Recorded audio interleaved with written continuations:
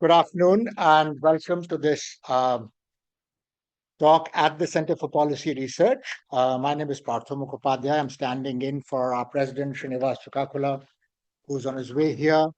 We're delighted to welcome today Professor Anant Maringanti from the University of Minnesota and Professor Prem Kalra, who's retired from Dalbagh Educational Institutes, the Deemed University, and before that at IIT, the founding director of IIT Jodhpur. I'll briefly introduce the two of them, and they will be talking about something that is agitating a lot of us around the world, which is fundamentally how do we reimagine?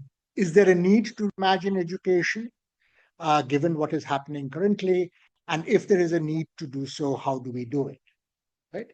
The format after these welcome remarks, I'll hand over to the chair, Professor Kalra, and then followed by a presentation by Professor Maringanti, and then Professor Kalra will make chairman's remarks, subsequent to which we will throw it open for questions. So please, as you listen to the presentation, as questions arise in your mind, please type them into the Q&A box. We will be able to, of course, ask questions live, but even if you will ask people who put in questions whether they want to ask them live, but just so that you don't lose your chain of thought, it'd be useful to type your questions as you go along. So let me begin by briefly introducing our speaker. Both of them are sort of on the mail that's been sent to you, so I'll keep these introductions short. Professor Maringanti is currently the director of the Interdisciplinary Center for the Study of Global Change at the University of Minnesota, where he is also the program co-chair on a graduate minor program on development studies and social change, an MDP program. Prior to this, he was the founder and director of Hyderabad Urban Lab, where he led an interdisciplinary team dedicated to tackling complex urban challenges in the global south. He's uniquely suited for both our talk today as well as for the position he holds. He started as an engineer, then became an industrial design person, went into journalism, and then eventually did a PhD in geography from University of Minnesota, which also happens to be his alma mater. And through previously the Hyderabad Urban Labs and now with the Interdisciplinary Center for Study of Global Change, he strives to create pathways for more equitable and sustainable futures. And in doing so, what's the role of the university and what's the role of education is something that he will address today. The chair for today's talk is Professor Prem Kalra, who is currently based at Dayalbagh, which many of you know to be this unique institution just outside of Agra. Where he was vice chancellor for 2 terms, and before that he was the founding director for in the Indian Institute of Technology at Jodhpur. And before that, he spent 20 years with IIT Kanpur, which is where I was fortunate to know him. And Professor Kalra is also known for being among the early researchers, not only on neural networks in India. And as most of you know, that's in some sense the building block of what we today call artificial intelligence. And among his, given his wide range of accomplishments as in his own field, he brings a very thoughtful sensitivity about the role of social sciences within the context of especially technical education, but also education more broadly, and has thought long and hard about the subject. And therefore, it would be, I'm really looking forward to the engagement between Professor Maranganti and Professor Kalra to take this conversation forward. We hope this will be the beginning of um, a set of conversations, which we haven't planned the series yet, but we're hoping that conversations like this will spark questions that will eventually lead to a certain degree of thinking about how exactly um, the nature of education may need to be reimagined going forward. With that, Professor Kalra, the screen and the floor are both yours.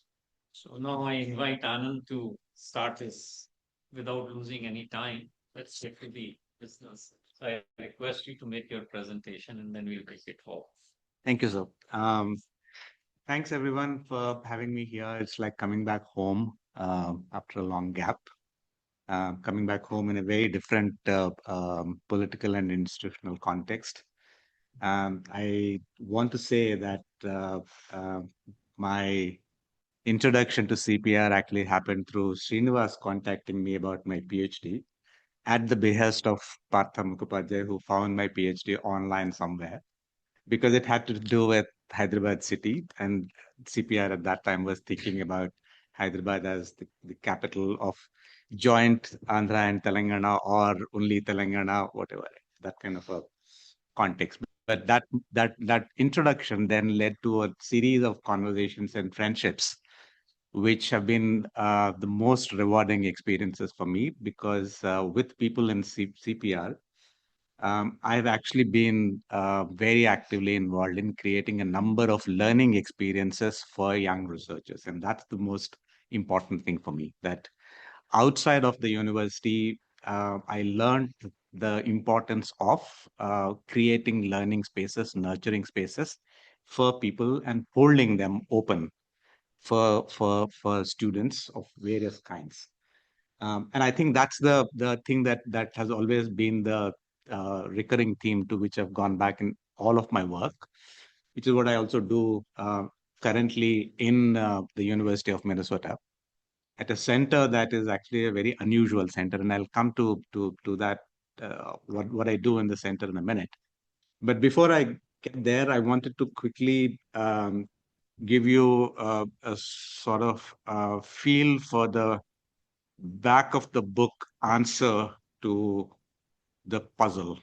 Um, I think we've been asking a lot of questions about what to do with the universities.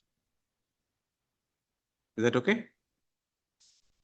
I think we've been asking a lot of questions about what to do with universities, programs, and students, and so on. But a lot of questions that we ask often end up being operational questions, and questions that can only be answered within disciplinary boundaries.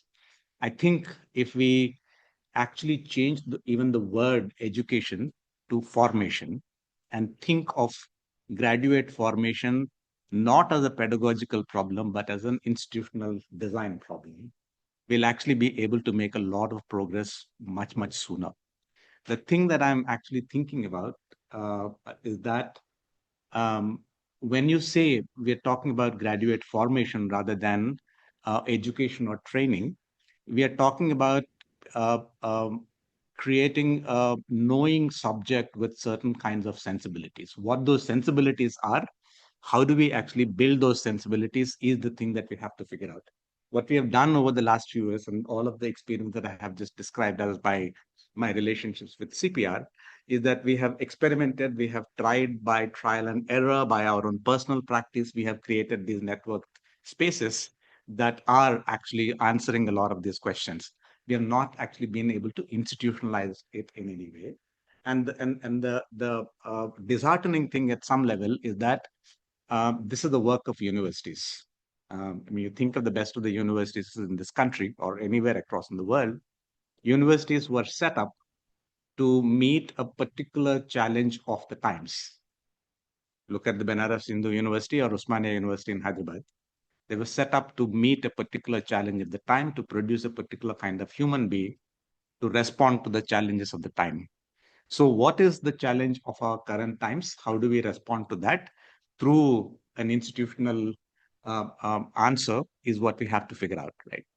And that is the place at which we seem to be often failing. We are falling short of because we are ending up asking these questions in piecemeal. We are ending up finding answers through personal practice rather than institutional practice. That's the basic thesis I want to keep returning to. And that's the reason why I said this is the back of the book answer page that I have come to. But now I'll go back to the beginning of this whole story and then start working my way through this. So, reimagining graduate education in the social sciences. Um, where am I speaking from? I'm speaking from an institute called Interdisciplinary Center for the Study of Global Change. That was not our original name. It started off as a program called Program for International Peace and Cooperation. But the year in which it was created is the key. It's 1989. 1989 is the year in which the Berlin Wall came down. 1989 is the year in which in South Africa we heard for the first time that apartheid is going to end at some point very soon. So the time when the world was beginning to change, everybody was sensing the change and they were trying to find words to describe the change. And that was the moment when an idea which had been floating around for a long time in small circles across the socialist democratic spaces in the world, the idea that we need to stop thinking about the world as divided between two blocks of nation states, that is the Eastern Bloc and the Western Bloc, and we need to think about another way of imagining the world. Cold War is coming to an end. This is no longer the viable way of thinking about it. What do we do? Right?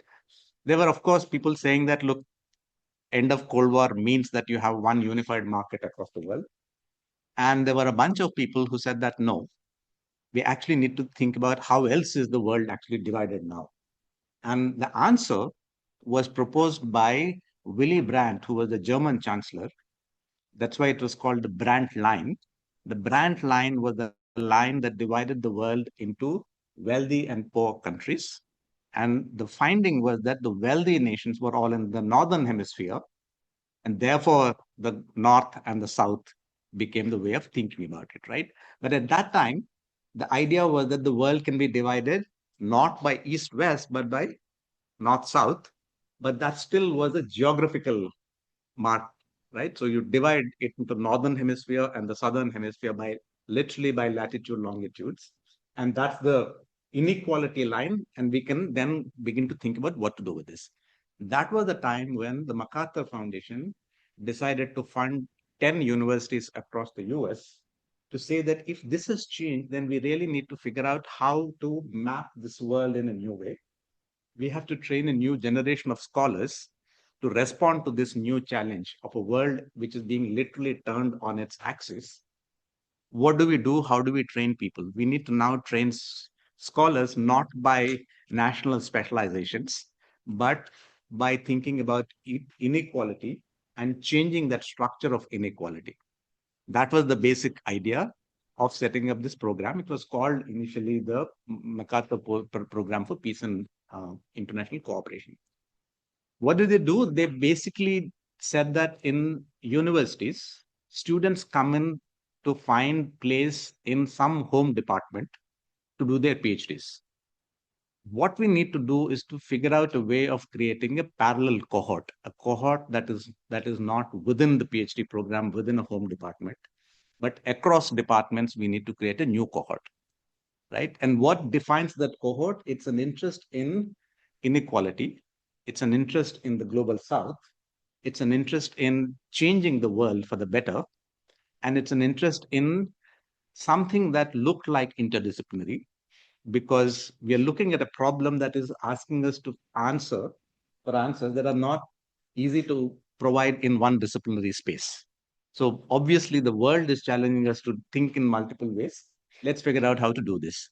That was how it was set up. And of the 10 universities, 3 continued for a little longer, and then the one in the University of Minnesota continued for a very long time. Basically continued because a number of scholars who were interested in sub-Saharan Africa provided the networks, connections, the enterprise to bring in money to say that let's figure out how to actually train new cohorts of scholars year after year and build a sort of a solidarity network that connects everybody together. So at this point of time, after 36 years, I have 500 PhDs across the world who have been through the program, completed their PhDs from within this, and they stay in touch with each other through some form or the other. Obviously, not all 500 are talking to each other, but within that, there are smaller networks, but you know that there is a shared sense of solidarity that has been built over time. Now, what do? We actually work through three basic strategies. Strategy number one is at the time when students are recruited, each department nominates students to us, and we select from amongst the nominations at a ratio of something like 1 to 8 or 10. And those students that we take in, we offer them two things to create the cohort. Number one, a multi-year funding.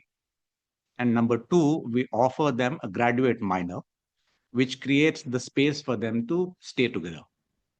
So we essentially create a second home for these PhD students. And in the second home, I create conditions and opportunities for them to build friendships. Regardless of which department they are in, they are working on similar shared problems and they figure out how to stay together. That's what we basically do. And across cohorts, there are again solidarities, which are built through almost everyday kind of practices, right? You finish your PhD, you wear the cape, you get your degree, and then you leave it for the छोटे भाई जो बाद में आएंगे, you hand it over to the next generation of people, right? So you leave things for people, you talk to people, you're supporting them, you're telling them how to access grants, funds, etc. That kind of a thing. But why am I saying that the historical moment is important, right? This is something that happened as a response to a historical signal that the world is asking us to do something. In 2002, Arjun Appadurai began to talk about a globalization from below, an approach to thinking about global governance from the point of view of knowledge. Whose knowledge are we talking about? Are the universities actually producing research that is meaningful for the people? Is that knowledge actually even taken seriously by the governments and states, or the governments actually producing their own policy knowledge without any regard to what universities are saying?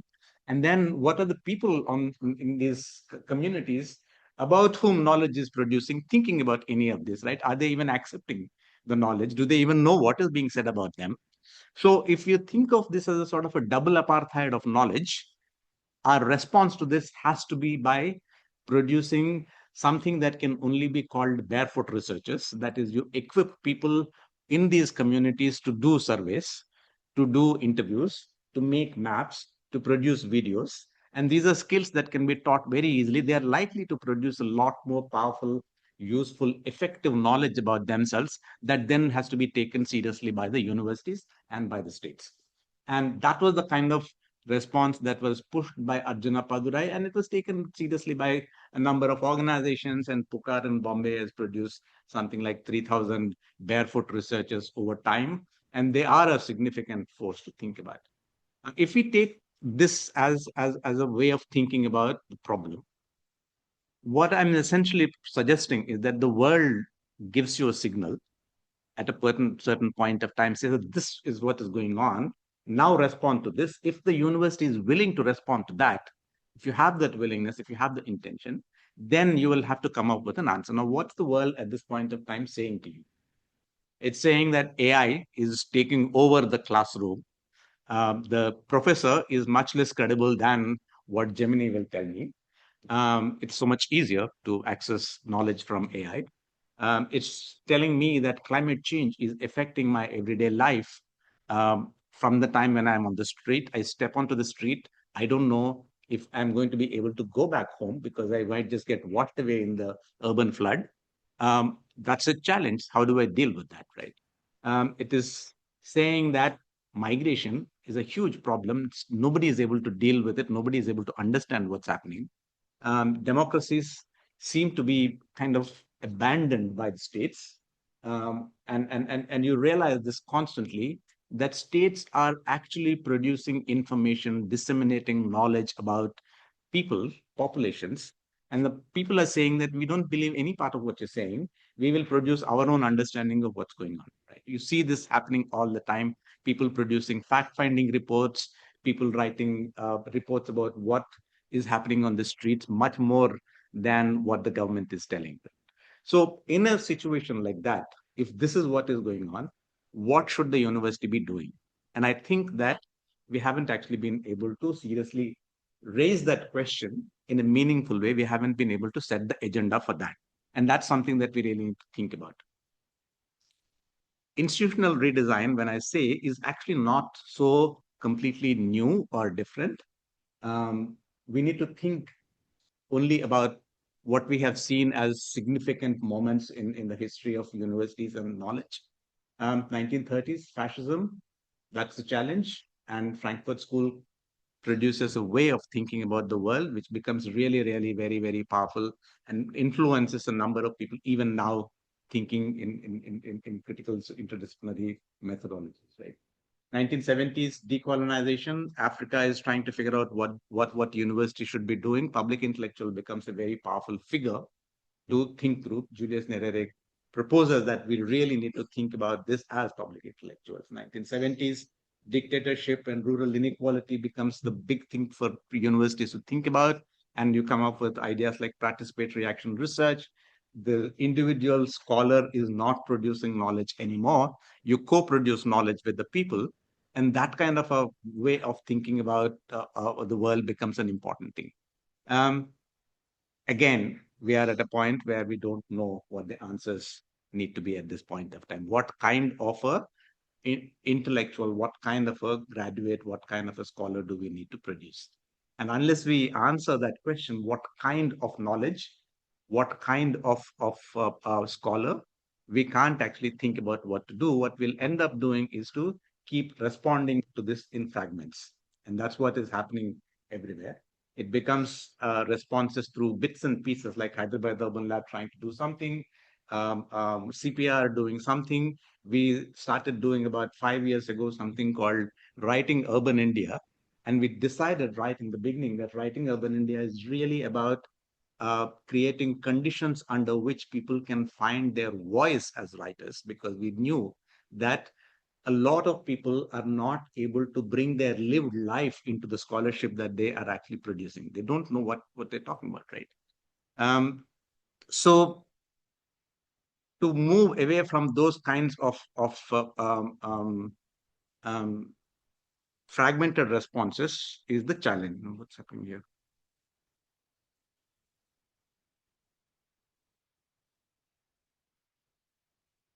Wait.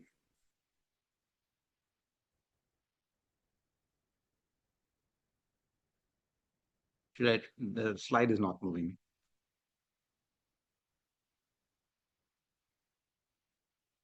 Yes.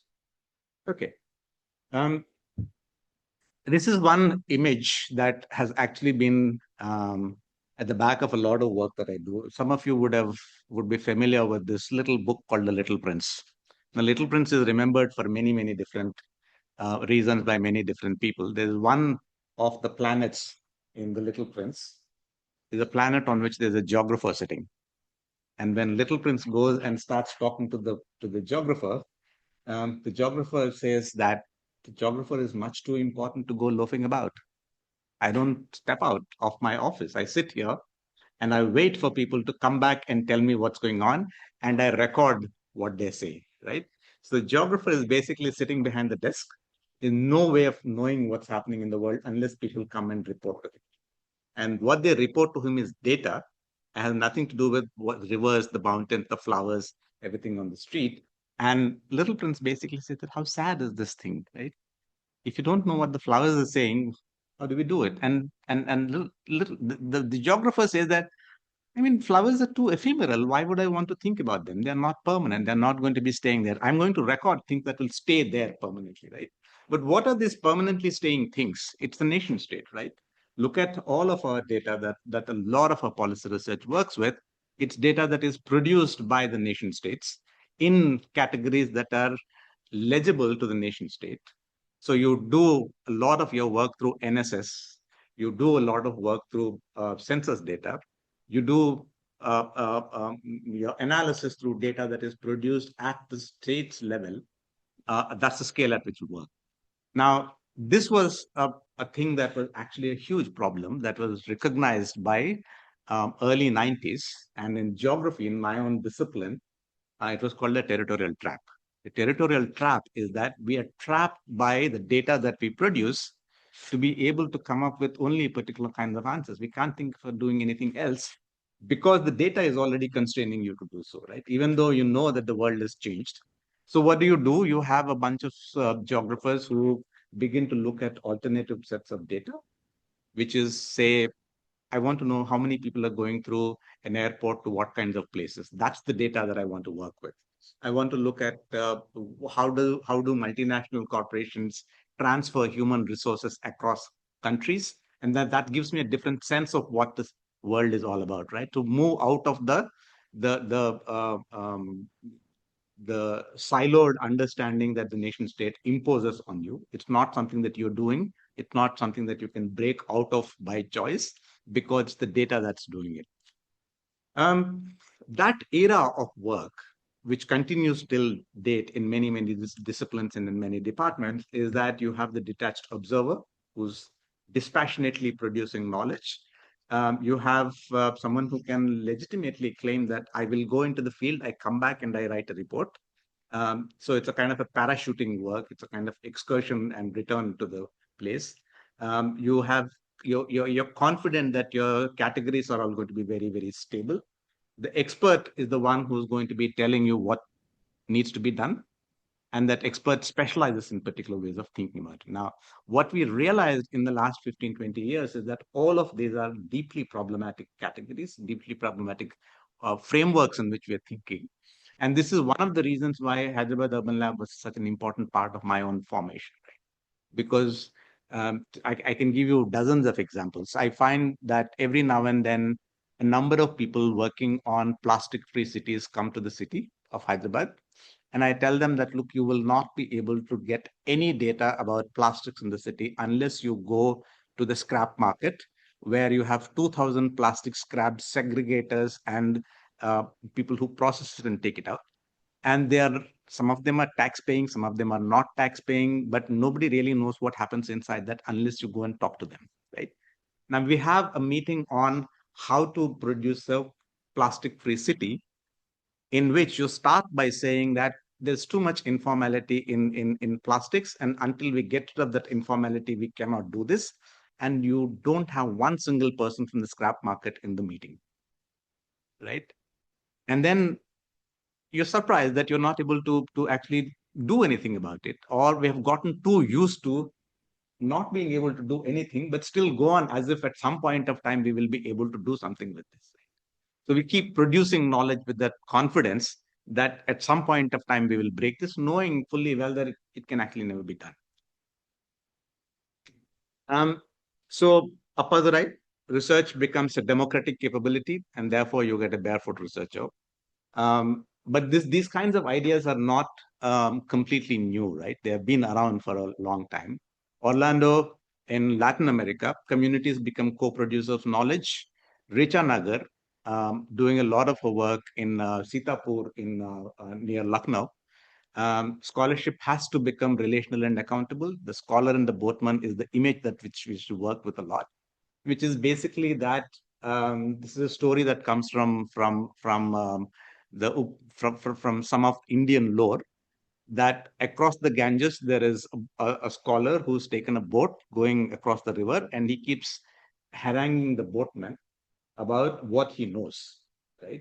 And the boatman keeps telling that I don't know this, I don't know that, I don't know what you know. And then suddenly at one point of time, he turns around and says that, do you know how to swim? And the scholar says, no, I don't know. So then he says that God save you. And then he just jumps into the river and swims away, right? And the story is basically that if the scholar had not been so arrogant, then maybe the boatman would have taught him how to save himself even in that moment of crisis, right? But now the man doesn't actually owe him anything because you've been so dismissive of him, right? So the point here is basically that knowledge has to be produced only through relationships, and we need to figure out what those relationships are, and creating those spaces of relationships, that's the key thing. And that's one of the things that I actually feel CPR allowed us to do so well over the last many years, that we created these relational spaces through which lots of new, interesting, exciting knowledge got created. Um, refusal becoming actually a form of knowledge. And this is something that has come out of a lot of recent work. I've always struggled with this idea of how to teach people that when you think of the ethnographer as someone who goes and plants himself in another person's, another community's life, and then withdraws from there into the library and writes something about that happened in the past, right? You're assuming that the doors would be open to you, that you are not the one who's going to be injured, that you are actually powerful enough to harm the other people. Therefore, you have to go through the institutional review board. What often happens if you do any kind of work, being an Indian doing work in India, you will realize immediately that you are marked, you are injured in ethnographic work. If you are a certain kind of person, depending on who you are, the community looks at you, the world looks at you and says, I'm shutting the doors, I'm opening the doors, I will take you in. The other side, the people that you're thinking you're studying, has a lot of power that is expressed in the form of refusing, in the form of obfuscating. And you cannot answer that by thinking that it's only a matter of learning a few skills to become competent at getting those doors open. It's not that. It's something else. You need to learn how to create those kinds of relationships that will work. And we have seen this again and again in PhD students from Dalit communities, from Muslim communities, from Brahmin communities, from women, from North, and all kinds of identities struggle with what to do, struggle with the injuries that the field leaves on them. When they come back, they don't know what to do with it. And we haven't actually created institutions that can respond to that. We did some of it when we were working on that tacit urban research project here, because we were able to literally create new learning spaces within that network. But I think the most important thing for me, which has been always very, very inspiring, is that this sentence from Annihilation of Caste by Ambedkar. Right? When people often raise the question of can we understand caste in the frameworks that are coming to us from somewhere else, right? Can we understand caste in terms of race or in terms of some other identity marker? I always go back to Annihilation of Caste. Ambedkar actually brings to us an idea that comes through pragmatist philosophy from John Dewey, who taught him the idea of endosmosis. Endosmosis is the process by which there is social exchange happening.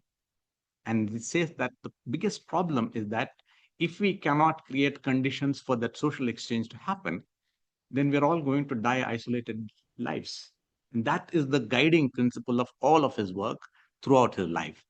And I think, to me, democracy is not merely a form of government, it is primarily a mode of associated living, of conjoined communicated experience. That's what Ambedkar says in Annihilation of Caste, right? So graduate formation, to me, is the institutional practice through which universities cultivate social endosmosis. That's the way in which we need to think about it. It happens in outside of universities. It happens through social networks, connections, communities that we build. Institutionally, we haven't been able to crack how to do this. If I were to kind of distill a set of characteristics, a set of ideas about how to think about the graduate at the end of the PhD, I would think that epistemological permeability is one of the most important qualities that we have to cultivate. Right? And by that, what I mean is that we often work in conditions where it becomes really difficult for conversations to happen because we have prior commitments to ways of knowing. And if you figure out how to make those prior commitments porous and open, then a lot of new things will begin to happen. Pedagogical humility, right? Can scholars recognize that vulnerable communities possess indispensable knowledge rather than simply local data? Like, we're not studying communities from outside because you realize that communities can leave you feeling injured. You realize that communities can open doors. Communities can say, no, I don't want to talk to you. I mean, in our work in plastic scrap dealers, for example, they told us that, look, we know that you're academics. We have our children who go into universities. They make tables. We understand that tables are very important to you. So we will give you tables. We'll give you as much numbers as you want. But don't ask us whether they're true or not. Don't keep looking for ways of validating it, because we won't answer you. We will not tell you the answers because you're capable of harming us. That knowledge that you take from here, you're going to put it into circulation and it's going to come back to harm us in some way, and we're not going to share it with you. We are confident enough in our own lives that we will not open those knowledges to you, right? And that was very clear. And if we have the confidence and the humility to say that they have that power, then a lot of new things will begin to happen. Ethical judgment, right? We keep asking about whether AI can do this or that or whatever. At the end of the day, AI can model floods, droughts, and emissions, but who decides what is just and who bears the cost? Because AI is data centers which are resource guzzling. AI is trained to recognize signal and noise, and that's not just a matter of bias in data. It's a structural characteristic of AI that it can only understand the world through signal and noise, and that signal and noise is something that can be constantly shifting. It can be something that is to be defined again and again, and we haven't figured out the engineering for making that kind of a provisional way of thinking through AI yet. They're just about beginning to do that in the last few years. And I don't know if it'll actually ever become scalable in the way in which it has to be done, right? So if you take AI and do urban planning with that, the master plan is going to be the signal for AI. And we know that 99% of my city is actually not through master plan. It's life on the street, right? And that's not going to be a signal for them. It's going to be noise. And we have seen this happening all over the US, and it's likely to be happening in India very, very soon, that city governments are switching to digital twins. Digital twins are supposed to be automated tools of decision making, and they make decisions through complete errors of categories. Social and osmosis.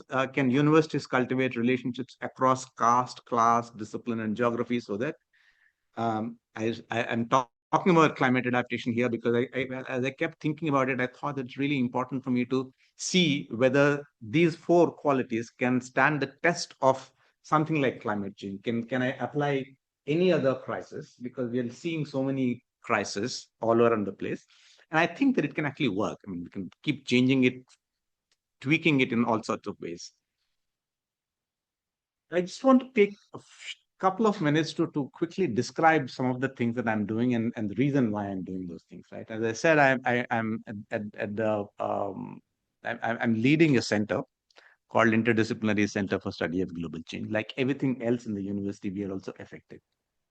One of the things that I'm seeing in my university is that the home departments have been struggling with dwindling resources and therefore reducing numbers of graduate student cohorts. When I was a PhD student, my department was able to recruit 12 PhD students in a year. Now they are taking in 4. Now with 4 students, you're not really able to run a research seminar, right? Budget cuts everywhere. Your capacity to offer undergraduate classes, all kinds of things are being affected all the time. So in a moment like that, I'm trying to figure out what can I do to architect some kind of a solution institutionally that is going to address things that departments are not able to address at this point of time. address questions that colleges are not able to address, right?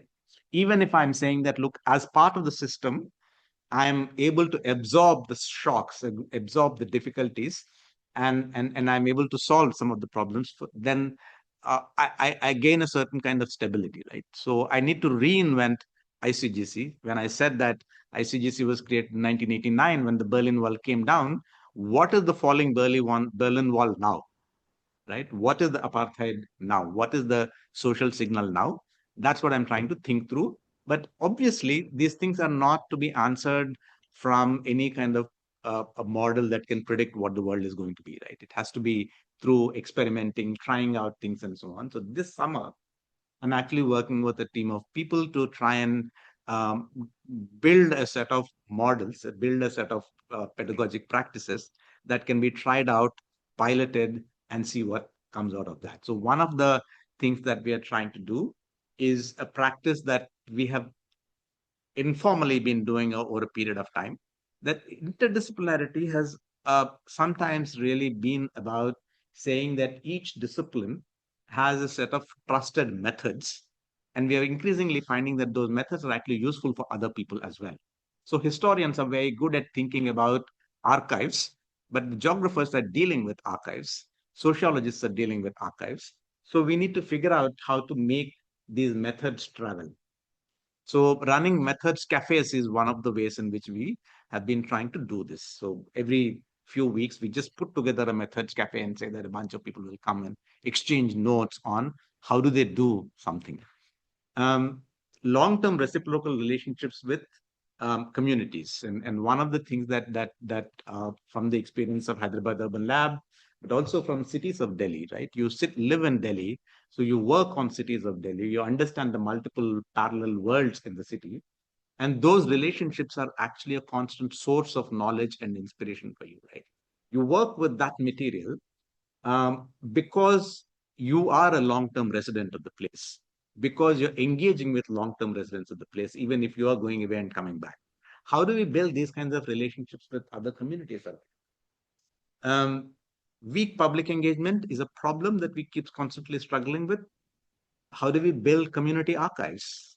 One of the things that suddenly, as we started floating this idea, Minneapolis as the global classroom, because you have so many different communities which have come from all over the world because of the presence of a particular kind of church which said we have to take care of refugees, we have to take care of new immigrants, and they've created a very, very diverse network of communities, and they all have stories to tell, and those archives can actually be seriously engaged with by the university and by our students. One of the things that I was really struggling with is that while local communities build their own understandings of what happens in the city, they're often not very open to outsiders. So I have a number of international students who live in Minnesota for 5 years as temporary residents and leave without understanding anything in the city. And but when I pushed this, and people said that, look, this is not about international students not getting to know. This is the lived experience of all of our cities. So many Americans who come to Minnesota and St. Paul don't know anything about the Twin Cities. Right? And this is true for so many cities across India, that you come, you stay there, you don't know anything about what the city is all about, right? Then you push and try to figure out how to do this. Right? How do I teach them? Then you realize that Twin Cities can be understood from a geological time perspective, because the Mississippi River cuts through the city, and it has cut a deep gorge through limestone and sandstone. And around that, there are a number of very interesting ecological processes, which are very easy to observe even now. From there to how do people mourn when two people are killed when a protest happens against something which is obviously illegal, right? So each of these gives you a way of understanding the city. So what we're trying to do is to put together something that called 612 primer. 612 basically because our area code is 612, and there's a lot of pride in Minneapolis about the area code 612, that we have been together able to do some things. And that something is basically to refuse to use the word citizen through a very intense onslaught, a very intense struggle. You keep insisting that I'm talking about my neighbor, not about a citizen. And that insistence that I will only use the word neighbor is something that people are proud of, that we were able to pull this off, right? So that's the kind of thing that we're trying to build, right? Intellectual isolation, cohort formation across disciplines, interdisciplinary learning communities. We struggle with this because COVID, people have stopped coming to the campus. Deep winter, a lot of hostility towards immigrants, bodies that look different. People stop coming to the class because it's possible to take classes online. So campus is much less frequented by people. How do I build a community? Is this a design challenge? Is this a pedagogic challenge? Is this a, I mean, we have come up with all kinds of solutions. One of the solutions is maybe I should bring a cat to the department, and because there's cat, people love cats, so they come, and it people have done that, right? You organize a pets and paws day and say, I'm going to have 3 dogs in the center, please, and then people do come because there are dogs there, right? You can play with the dog, or you say that I'm going to have food. But these are all solutions that are not really about um, finding some long-term solution. How do I build that community, right? So these are all the different types of things that we are trying to do as institutional responses, trying to figure out how to build this as a long-term thing. So I'm going to stop at this point. Prem Saab just sent me just before I came here. He's been sending me a lot of notes about what this panel should be. But what happened is that in the last communication, there basically a set of 3 or 4 questions, which are very important questions, and we need to think about them as institutions. But I want to think about them by slightly reframing the questions, right? So, are we preparing graduates for jobs or for problems to be solved? I think that we need to really ask that question in terms of what kind of knowledge does society require, not what kind of jobs can we predict at this point of time, because it's those problems, it's the kind of knowledge that we need, that we actually can figure out all the rest of the problems, right? So what the irreducible thing that a social scientist does, it's exercise judgment, build relationships, and cultivate democratic responsibility. If I say that that's what a social scientist is supposed to do, right, not build a model, then something else will begin to happen once we have that kind of a slightly larger framework for understanding, right?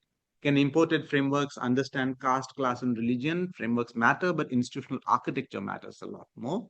Universities must cultivate scholars capable of relational inquiry. And I think that's really important, because over the years, I have seen so many Dalit students go through all kinds of despicable, really, really horrible experiences on university campuses. The only way I have been able to describe those experiences is that they're literally like paper cuts. 1,000 paper cuts, it kills the student. So many student suicides on university campuses in India. It's because there's everyday injury. It's a terrible injury, and we haven't been able to find answers to that. Right? So we need to think about how to do those kinds of deal with those kinds of things, an institutional thing, because our scholarly understanding is not adequate to what needs to be done on our campuses. Right? I know professors who spend 18 hours a day with literally breaking their backs, sitting down and correcting PhD thesis of first generation scholars who say that I don't want to pay somebody to get this thesis done. I'm proud. My father never went to college. I want to do this PhD, and you will have to help me. And the professors sit and do it. But that's personal practice, right? Which is very important. But you need to figure out an institutional response to this. Can universities change from within? They have always changed, right? This is not something new for us. Universities do change from within. We'll have to keep pushing. And graduate formation is the institutional mechanism through which universities basically redesign themselves. If we don't acknowledge that, if we give up on that responsibility, then the university will not change. We will not change. We will come up with some individual answers here and there. So Coursera becomes an answer to the challenge that the university is posing at us. EdTech becomes an answer. All kinds of things look like answers, but nobody knows what they're answering, right? So we need to figure out what is the thing to answer. Then all of these things will become solutions. Thank you so much. Thank you so much, Anand. It was very enlightening. The issues which you have raised, and they're worth considering, and we should think about it and have a discussion further. Uh, Before I open a floor to everybody to ask questions, uh, I have few experience to share with you people and share what I think of social science. Word science is very, in this thing. Huh? But I think I'll go like this. So that needs a verification, that needs a validation, and it's a knowledge which gets organized in a certain fashion, which is called science. And I was fortunate that I did my master's and taught at IIT Kanpur. And when I was doing master's, there was a 5-year BTech program which got transformed to 4-year. And in 5-year BTech program, almost 25% was humanities and social science, which people have to study. And that made IIT students great because they had that kind of a softness about the feeling of society and what language and all that, which is very, very important overall. And slowly it decreased because number of years were less, but I think that was my first exposure to social science. Before that, actually, I grew up in a place called Dalbagh, where social science was a part of daily life for us. And after finishing my MTech, I went to Canada to do my PhD. And when I reached there, my supervisor had come to receive me at the airport. And he says, "You have come with such a small luggage." I said, "Everything is available in Canada. I don't have to bring anything from India to." He was an Indian supervisor, but there was a mindset. What I am talking about here is important. And then when we sat in the car, he said, "You are supposed to work on artificial intelligence." It's 1983. The word I had heard first time, but since then I have not looked back while working in this field. Now, when I came back to IIT Kanpur, and since during my PhD, I had only one intention to create a counter examples to make sure that AI fails wherever I try to. Actually, people try to push me to say that it will work. And during my PhD, I did that. There were plenty of counter examples, and I showed that present AI is not fit to apply to these problems. However, I returned to Kanpur and I saw the intellectual level of faculty members and so on and so forth. And their feel for the society was very different than what you see outside the campus. But anyway, what I learned after interacting with some of the faculty members, they said that one course which is most successful for the students is history of science, which we hardly teach. History of anything to engineering, science, we don't teach. But that becomes a motivating factor for every student to know why a certain experiment succeeded and why these people did what they did. Otherwise, you just go and say, this is the Ohm's law. The people write the formula, solve the numerical example. It doesn't get you to the motivation. And that sentence stuck in my mind. And then I started looking around and I found there was a leadership issue in education, which is very, very severe today. And nothing happens in the educational institute until unless you have a proper leader to lead the institute. Because we may think of a number of changes happening here, well, we should carry out, which is good for Indian education system or the education system outside. But the leader decides and finally takes the decision. So it's very important. So I started reading about it. And then I found there was one paradigm of leadership which is very suitable for education was leadership through servant. As a servant, you work as a leader, you enable other people to become leader like you. But you can do that only if you're not following anybody. If you follow anybody, then you are no more a leader. That's my definition of leadership. It's very difficult in life because you always have somebody as a benchmark. You want to achieve all that. I said, no, we will decide what we need to do and how we need to do that. After working in IIT Kanpur, I came to Jodhpur, and I was fortunate that I had Pratap at my disposal. He's sitting here. We used to have a lot of discussions. He wanted to change education system, and we created an IIT without departments. There was no borders at all anywhere. And he was one man who supported us. Partho was the other person who gave a lot of reasons why we should go this way. It's very important to convince the rest of the people and rest of the world. And a lot of people sitting in advisory committee to Prime Minister and all will ask questions. You don't have a chemistry department? I said, no, I do not have it. Because my chairman came from chemistry. I think Pratap knows Govardhan Mehta was the chairman of IIT Jodhpur. We did not want to do that. And this happened for a social change, which is important. People should be given freedom to what they want to achieve in their life rather than be imposing on them that you achieve this thing in this fashion. This I found was not the way to educate people. People should be able to educate themselves.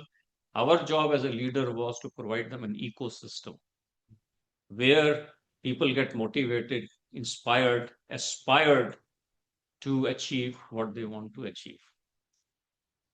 So there we did one thing, first thing, which I am thankful to Professor Govardhan Mehta also. We had a 900-acre land which was given by government of Rajasthan to IIT Jodhpur. And we said that we will decide a corporate social responsibility for all those people who have contributed to this land, because now after IIT comes, they become landless. Can we create a permanent mechanism by which we empower them? And that empowerment, we got it approved through our board. And Professor Govardhan Mehta approved that as the chairman of board. And we created certain mechanism. I don't know whether they got followed or not. I'm not claiming, but that was the intention to how to control the local dynamics, because the rest of the IITs were struggling with their boundary walls, like invasion of neighborhood, this, that, and all. We had no problems. We were the first IIT which has a full boundary wall of 900 acres. There was no issues at all. So this was a kind of social art, engineering, science we brought into the actual practice. There what we did, we also said that there will be no PhD supervisor. Independent research means that people should be able to do independently what they want. Teachers and faculty role is to enable that aspect of it, which was surprising to a lot of people in India and abroad, that how a person can guide without a guide can do a PhD. I said, even though you have a supervisor, they hardly contribute. And the student knows much more once they finish his PhD than a supervisor in that particular area. So again, the student is free to contact anybody they want to contact, but they should be free to choose the topic, the area they want to work in. If electrical engineering as a BTech student wants to work in psychology, I should not have an objection for that. I should admit them with the basic quality of thinking. So what we lack today in university is producing thinkers. What we lack today, people, is producing people who can reason, people who can understand deeply. It's not only critical thinking, deep thinking equally matters. So what should be the structure of university? That's what the question which we were trying to answer by setting up something very different. So when it came to social science business, since I belong to the Albag, I went back there as a vice chancellor. And I remember then DA chairman Anil Kakotkar came and met me. He said, why did you leave IIT and came here as vice chancellor? I said, I get a much bigger canvas to work on social problems. And this university we try to create as a social impact university, not in the rankings of what you see today, that such and such ranking where it was. And to do that social impact, purpose was not to even reduce a fees. Like we charge them 3,000 rupees per semester. So that people should be able to afford. But what I brought in was earn while you learn. You should be able to earn on university campus those 3,000 rupees so that your parents do not get affected by that. So we've succeeded in doing that. The second aspect which we implemented is that whatever you do in field, you should be able to bring it to lab, and from lab, you should be able to take it back to the land. So it becomes very, very critical. A lot of people say bottom up and top down. That doesn't work. It's a middle out which always gives you a best solution. People should have a real life experience, which when I was asked by Partho to chair this session, I read CPR, social science agenda, where they have given a medical comparison, that how the internships help doctors to understand before they graduate, how should they do things in hospital and so on and so forth. That was a fantastic idea. Whosoever gave, I don't know whose ideas were there. The similar labs should be created, and those labs are societies. Those labs are not only for postmortem, that this is how the social development has happened, this is wrong, that is good. No. Can we actually think of social science today which leads to development rather than only analyzing development? That is, to me, is the most crucial aspect of social science, what the universities must be contributing to. And how do you produce these leaders which will serve society at large? That also becomes important. So when Partho asked me to chair this session, I thought whether I should or not, but it's very difficult to say no to him. And when he was actually talking, Anand was talking about, scholar and boatman, the story came to my mind. I hope Partho will not leave me to, drown in the river where I will not be able to answer and raise questions which are important. So I did some study because I am basically not a social science. The agenda which we followed during those 10 years was that we created 200 acres of biodiversity park so that our university should be able to answer climate change. What people are claiming, that's beyond me. The reason I'll tell you why I say it's beyond me, when the earth got created, we had a very high temperatures and the earth is still cooling down. And I don't know why people say temperatures are rising. So people have to really figure it out whether it is, what's exactly the climate change is. I have my own doubt, but since it's not a topic, so I will not discuss beyond this. We created that, and we created to bring in the neighborhood development so that the children of certain age, parents of certain of theirs should come and work. And we said education for those kids, and the kids of those parents will be free. So, how do you bring a social change around yourself? That speaks about whether you're interested in social science or not. Reading books is fantastic. One should enhance the knowledge, one should do this. So, we could actually take 20 students every day from this lot. And today, when I left, I think the system might have changed. I see them earning and learning themselves. Okay. Some of them wants to become IAS officer, but you see, if somebody becomes an IAS officer who have really faced problems, will be a better person to understand how to solve human problems. It's very, very crucial. So while I was doing all these changes, we have solar energy on campus, which is run 100% by solar. By 2008, this had happened.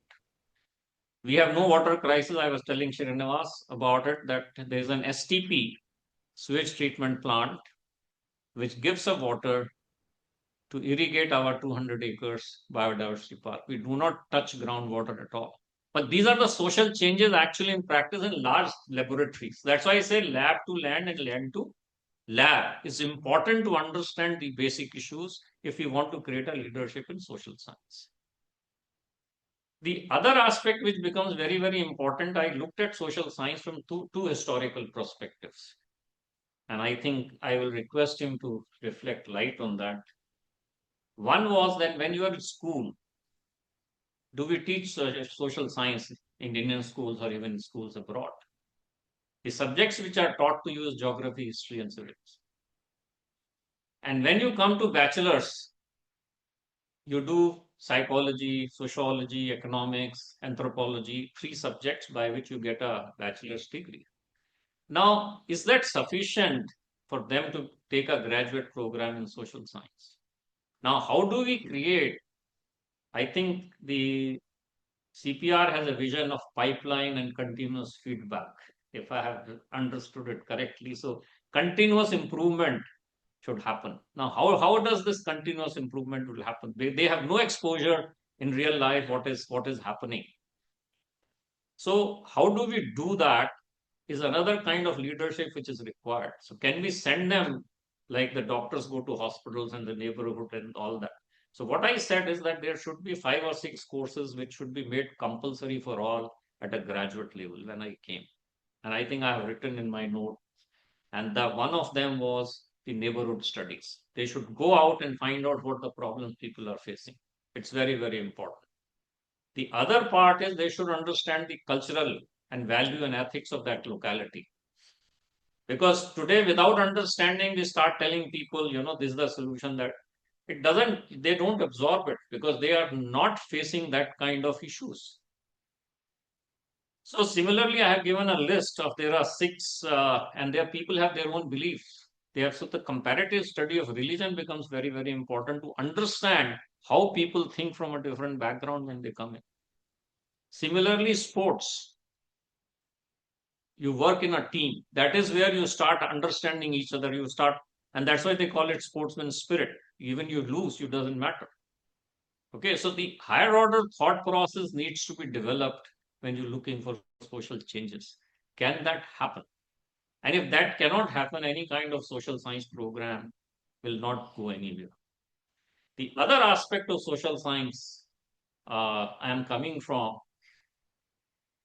if you look at social science, there was human domination. There were plenty of human domination till 80s before the internet came in and the technology started coming in and showing their impact. Then there was a handshaking between humans and the technology, and there was one kind of social science which emerged. And the next type of social science where the technologies are dominating and human beings are on receiving end. I'm not saying AI will take over, but one has to be very, very careful that how do you handle it.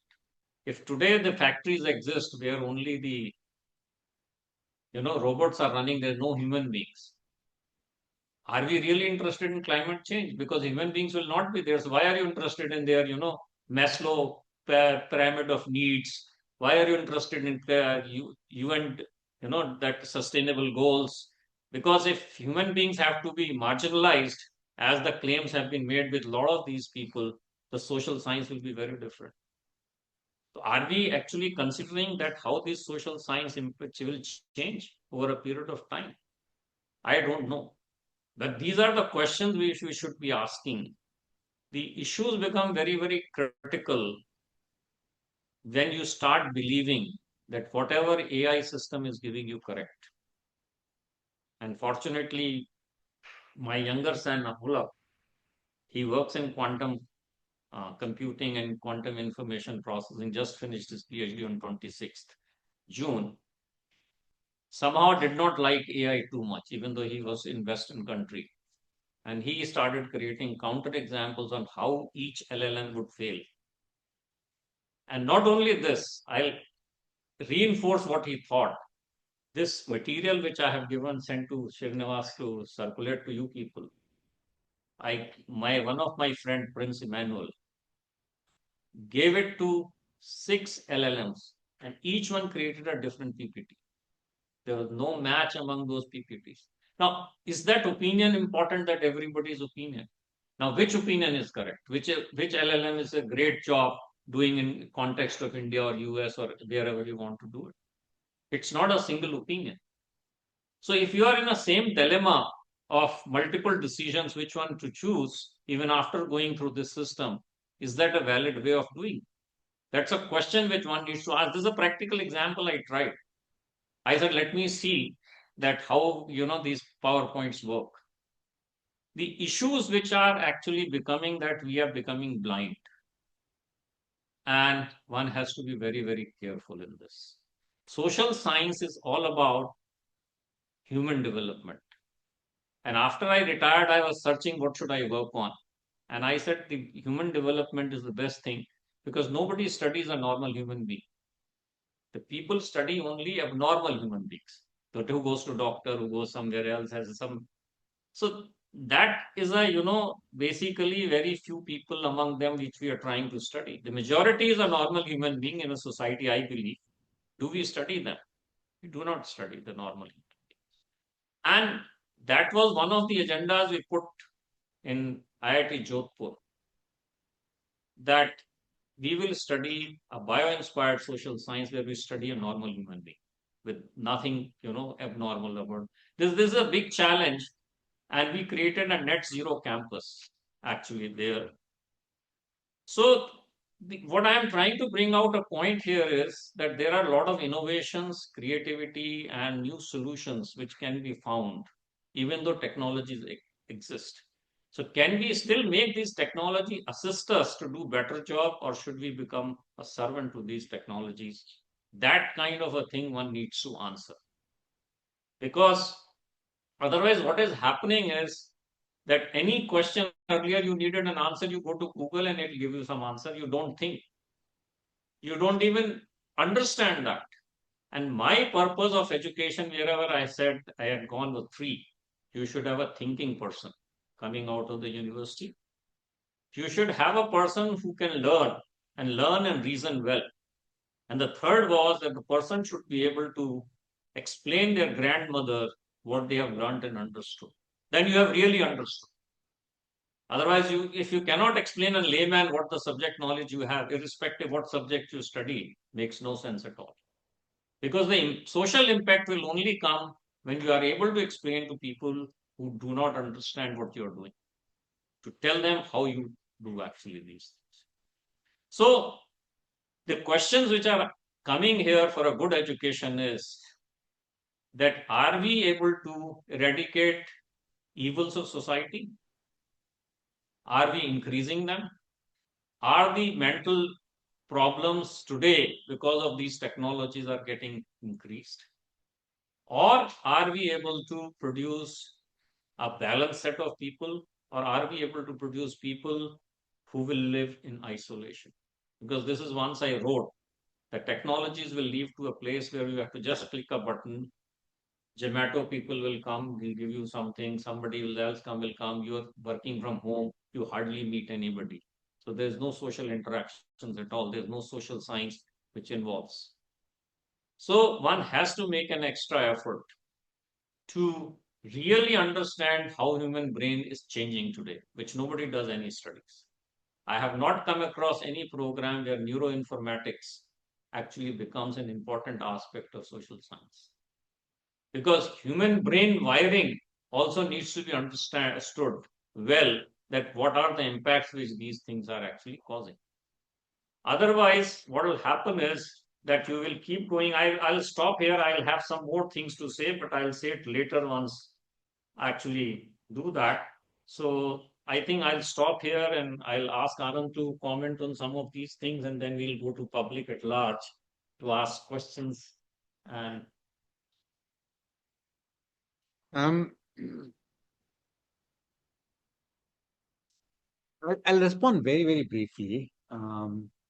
There's also a bunch of questions here online, so I will also quickly respond to them. Um, my im- my primary response to all of this is that number one, as I said in the thesis statement, that we need to actually ask ourselves what kind of knowledge do we need for this society at this point of time, which means what kind of a human being should be doing that kind of work. And I keep thinking about this very often because it reminds me of an interview that I did with a very unusual person many years ago, Dattopant Thengde, who is the builder of the entire um, um, labor union for the BJP in the country, the architect of much of the BJP presence, RSS presence in Kerala. And he told me, a very simple man, in many ways, very admirable personal conduct. And he said, look, I, I read a lot. I read everything that the Communist Party has ever produced. I organize people to fight for wages. But I know that there is one thing that I'm interested in, which is man making. I'm interested in thinking about what kind of a human being do we need to produce. And the reason why I'm saying that I read everything that the Communist Parties produce is because there are only two entities which have a historical project. One is the RSS and the other is the Communist Party. They both have a historical project. They're looking for historical agency, and that's what I am trying to work for. It keeps coming back to me that the question of what is historical agency, what kind of agency do we need at a given point of time, is something that all social scientists should be coming back to. That's what we think about. What is it, that coherent agency that is meaningful, that is necessary at this point of time, and how do we create institutions that will work towards that? And if we answer that, I mean, I may disagree with the Communist Party, I may disagree with the Topan thing, I may disagree with anything. But the question still is that man making, the work of producing a certain kind of subject, is actually work that requires careful attention, right? And what we have done in Hyderabad Urban Lab, or what we have done in the Writing Urban India, these are all projects of producing a certain kind of subject that can think, act in a meaningful way at a given point of time. And programming an institution for that, when you say that there should be a leadership, the leadership is actually that subject which is being able to make certain things happen at a certain point of time. If you don't have that, then you're going to have piecemeal answers, when you're going to have often misrecognitions of what the problem is, right? So that's the immediate response to what you've said. And I think the rest of them are all operational questions. How do we figure out how to make this happen? There's one question which I think is important to answer, which is that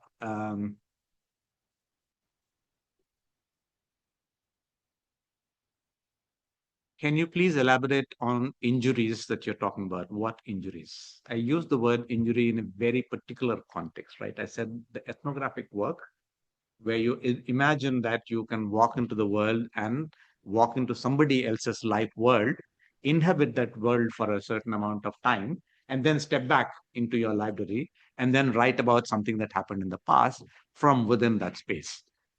The assumption there is that you are able to do that without fracturing yourself. I'll give you one example. I can think of dozens of examples of students coming back to me at different moments and telling me how they were broken that particular day. You have a young woman who comes back to you and says that a municipal official says that, let's go for a long drive, I will give you data. Should I go? Should I not go? I know that the data is very important for my work. If I go and get the data, then I have really, really done something that is shameful. I don't know how to look at myself after that. But if I don't go, then I don't have the data, and I'm going to live with the idea that I'm working with inadequate data. What do I do with myself?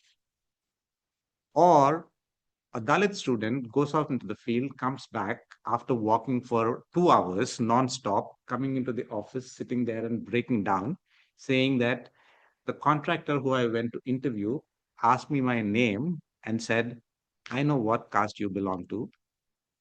At a certain point of time, I would have beaten you with my slippers and thrown you out. How dare you come into my office and ask me questions about what I'm doing in my work? What do I do? I thought that I wanted to finish this PhD, but I'm not even able to ask any interview questions at this time. What do I do with myself? Right? Now, somebody has to tell these students what to do at that point of time. Right? In one case, I said that you're going to be injured in any case. So figure out whatever works for you at this point of time, but let's then make sense of what that injury is. And that's what I'm saying, that the field is going to injure you. right? It's not going to leave you clean. You don't have that privilege. You're going to feel awkward. It's going to be terrible. But the other person, I said, come back, sit down, weep your heart out, and then write about why ethnographic work is not about a world that is inviting you into its world. The contractor is refusing to talk to you. Is it because you belong to a particular caste? Or is it because it's a corrupt contractor who doesn't want you to know the answers to the questions that he's asking, and he's using the easiest way of establishing power, right? Reflect on that and let's write about it, because that is the thing that social sciences does not acknowledge at this time, because we have a framework that tells us that you can confidently walk in. It worked for a group of very privileged social scientists for a long time, right? The most amazing experience for me was a professor telling me that, look, until 1990s, the university was a place where the most privileged people came in to teach very privileged people how to become more privileged. And that's all we did. And that's what we're trained to do. The problem is that wave after wave, we are getting people who are completely unwashed, who have had no experience of privilege, and we don't know how to teach them, because that's not the work that we have ever done in our lives. So I asked him, so what do we do now? And he said that, we should run remedial courses for the students. And I said, but what are you talking about? You just said that we don't know how to do our work. Why would we run remedial courses for the students? But that's because that's what the institution is telling you should be doing, right? Nobody has ever said that students, faculty members need to learn how to deal with this difference. And that has never become an institutional practice. And therefore, endosmosis is impossible in an institution that has never taken that seriously. That's the redesign work that needs to be done at this point of time. And that's the injury that I'm talking about. Part of it is about reframing the idea itself, refusing the idea that these things work, that they don't work, and why they don't work is what we really need to theorize. I'll just add to this what you're saying. The agenda at the Albag, we had said it when I became vice chancellor, was that there will be 4L. We have to look after them. And those 4L was the last, the least, the lowest, and lost. No student should stand on a pawn shop because they could not get admission. So how do you actually build the career of these people so they will never have an injury? Have a program which actually takes them to from level 1 to level 2 and level 2 to level 3. They may take much longer than rest of the students, but there should not be any denying of people coming to upgrade themselves. See, we in education system today enable people, but we didn't empower them, never empowered these people. There's a difference between these two. And every institution gives a data that so many placement happened. And I think that is the lowest level outcome of educational institute which can come. Nobody claims that so many thinkers we produced. Nobody. Nobody says that so many vice chancellors we produced who did well. Now, you produce number of vice chancellors, but they may not have done well. So it's a question that, you have to answer a deeper questions. And once you start looking at 4L, the society will change, the dynamics will change, and your social science framework will change. Now, there's a question here. I'll hand over after this. Somebody has asked me about China in this, where, the 12,000 courses, they closed it down, and 10,200 courses, I think they started. So, any comment on that you want to? Yeah. This is happening in many, many universities, right? But what is also changing, very interestingly, is that the geopolitical map of higher education is changing very significantly. Students that I would have imagined as not being actually able to make into some very competitive institutions were able to make it because nobody was willing to take those admissions when they were offered. Students that I thought would do very well but not able to make it because the visa didn't work out, the funding didn't work out, something or the other didn't work out. So the way in which higher education is working is changing across the world. Lots of things that we've been very confident about are completely breaking down. I think one very interesting thing that is happening in this space, therefore, which is why I'm saying that when we all ask operational questions for something which is a much deeper question, the answers are likely to be completely wrong. So we have the thing called value-added courses in many universities now. And value-added courses are supposed to be courses that are supposed to give you life skills, employability skills, and so on and so forth. It's part of the policy. And in many places, they're basically saying that Coursera is the one that's going to offer you all that. So you go and take those courses and we will certify you. The university will certify you if you take Coursera courses. So you decide which ones you want to take. Or you come up with some other response to this. I think for Indian scholars to become legible in global markets of jobs, employment of any kind, we need to do a lot of translation work for people to get in. So again, one of the things that Mukta, me, and um, um, Partha have been working on is why is it that Indian urban scholars do not get published in foreign journals? And the answer sometimes given by those journals is that you don't write well enough. And our answer is that at the top level, it's because we don't even get to read what you people publishing with. It's too expensive, your journal. So we don't know what you're talking about. If you don't know what you're talking about, how can we even make any interventions into that? Because publishing is really about joining a conversation. We have never been a part of your conversation. But a more theoretical response to this is that you have already theorized my experience. And then I'm trying to speak into that, coming with an experience that you're not allowing me to theorize, right? So I don't know how to say anything. I'm struggling because I can't find my voice in a field that is already determining who I am and what my lived experience is. And I say this because I have actually been involved um, in intervening in decisions where a submission was basically rejected because it was talking about how caste operates in um, land markets in the city or in housing cooperatives in the city. And it has to use methods, it has to use concepts, it has to use ideas that comes from the lived experience of that person that is not recognizable to the categories that somebody is judging from. Therefore, all your referees are basically refusing it because the referee doesn't understand and the referee has not been trained, which is what I'm saying, that our teachers are not trained, our referees are not trained, our editors are not trained. Therefore, we are not able to speak.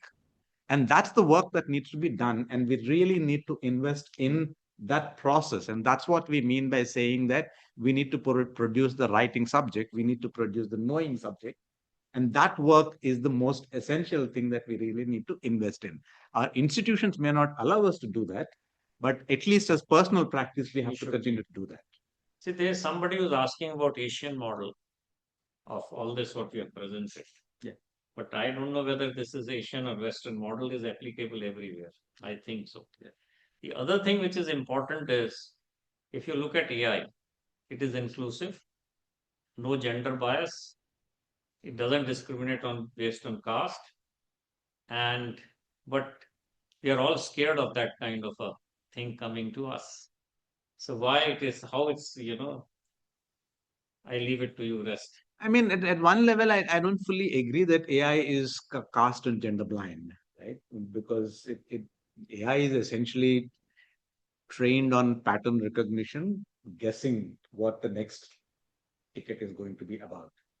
And to the extent that it is trained like that, it's going to be structurally producing gender discrimination and caste. I'll give you an example, right? Long ago, I asked two LLMs a very simple question. How does I know how interdisciplinarity is done in social sciences and humanities, right? I don't know how interdisciplinarity is done in biological sciences or in physics and biology. And the answer was that biology gives complexity, physics gives computation, and when biology is struggling with how to produce evidence for its complexity, physics provides that. It gives you mathematical computation.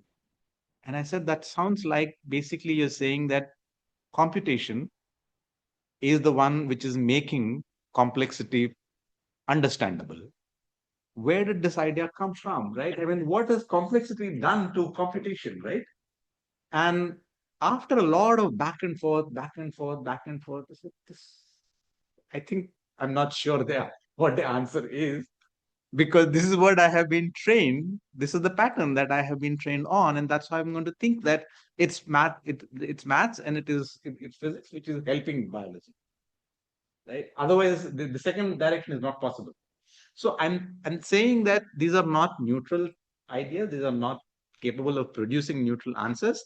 What becomes actually the most challenging thing is because the algorithm, the way in which this pattern recognition is done, no longer gives you one person to say that this is where the problem is, right? And I remember many years ago, the human rights activist in Hyderabad, Balagopal, wrote that, you know, 10 years ago, I could say that this landlord is very cruel, and the Maoist can go and put a gun to his head and say that this is how we fix the problem.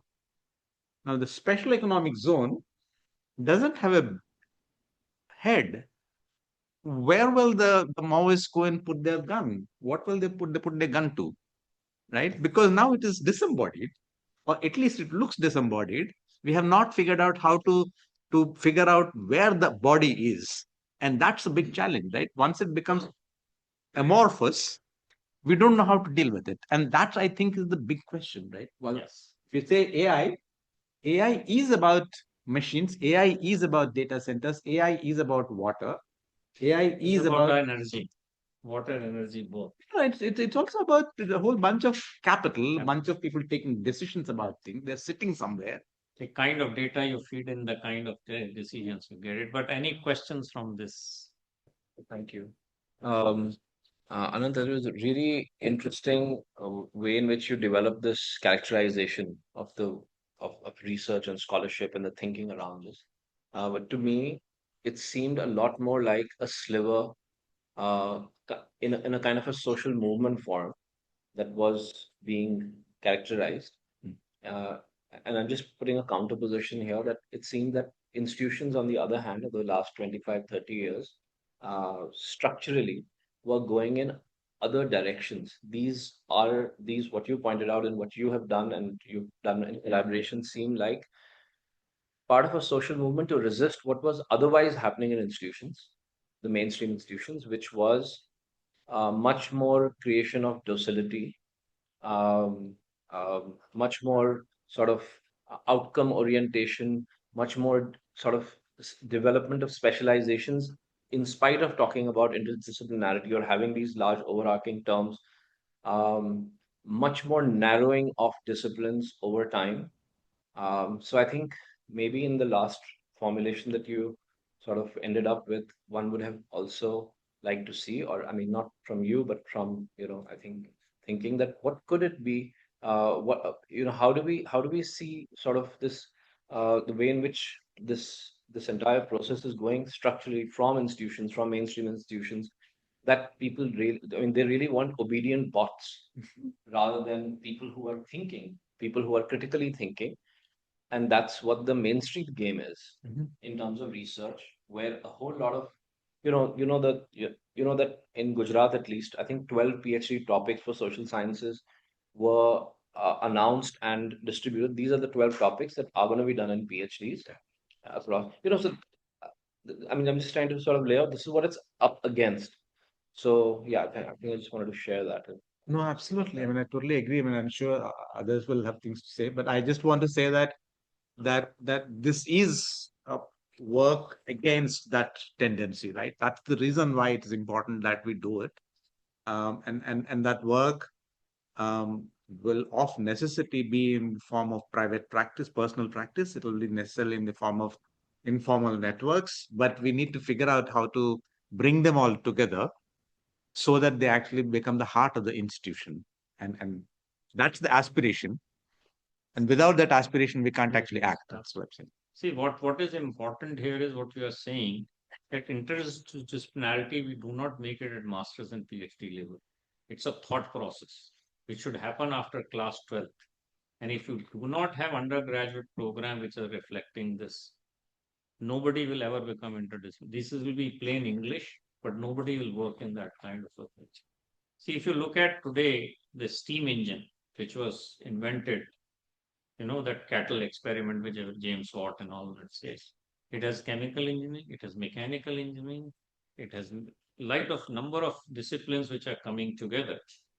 But does today anybody teaches how these engines are done? Nobody teaches that. They will teach you thermodynamics, they will teach you this. So the point is that for our own convenience, we do not want to move away from our specialization. And that's why in IIT Jodhpur we did that undergraduation will have no department. So you work on interfaces of discipline. That's what was promoted. So that you understand the language of each other, and that language is a system science. Where chemical engineer, electrical engineer, and mechanical engineer can come and talk across the variables and through the variables, and even finance engineering and so on and so forth. So the structural change which is required in education system, it's hard because everybody wants to stick to their own areas of specialization. Anyway, In recent Go ahead, Mukta. I think let him ask first and then you. Yeah. I'm Sandeep. Sorry, I came late. Maybe you already answered this. I wanted to know, with the advent of AI and social sciences, do you think it's important to integrate it in the curriculum right from the undergraduate level, especially when taking on data sciences or perhaps analyzing the other research papers? Is that something that you consider mandatory? Second is, how do you feel that with AI changing the world so rapidly, can social scientists keep up with it, as in publish papers? Very good question. Very interesting. It's part of my write-up. Mhm. Actually, I divide them into two portions. So AI for social science and social science of AI. Mhm. Like you have data in social science, surveys are done and so on and so forth. So you can actually model them using AI, get the answers and so on and so forth. Okay.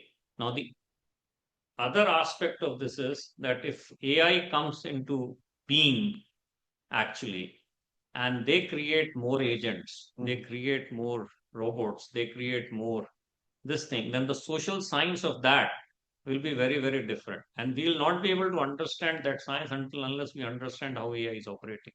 Right. Okay. But in first case, you can use AI as a tool. But some people say one should not use AI as a tool. AI should be used as agent. If AI used as an agent, then the social science will be very different. So this has multiple dimensions actually. You go ahead and ask more questions. I'll be happy to answer. I have thought quite a bit about it. And good conversation.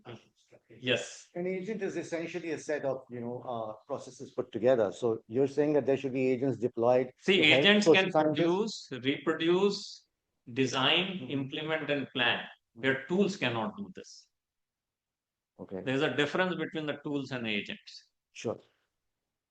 So there should be social science agents for students. Absolutely, absolutely. See, the issue is now, where we go wrong. That AI came in and we said CBSE syllabus should have one course in AI. Now, from where it is coming, we don't understand this. You have to have a mental preparation for people to teach AI because you teach them as if AI is God and it'll be answer any questions you want. So that myth has to be first, removed. When I used to go and take a neural network and fuzzy logic class in IIT Kanpur, my first statement used to be, if you can solve any problem without these tools or without these agents, please do that. Because without understanding a problem, you keep feeding data, it will keep giving you, junk is going in and junk is coming out. You really don't know why this is happening. And this is the issue till today. Neural networks are not able to solve. They'll give you some model. But what is the reason for that model to work? No explanation is there. In my university, a lot of this is just still being experimented with in classrooms by individual faculty members, right? So we're kind of constantly getting feedback from people about what's going on. And one of the most interesting things that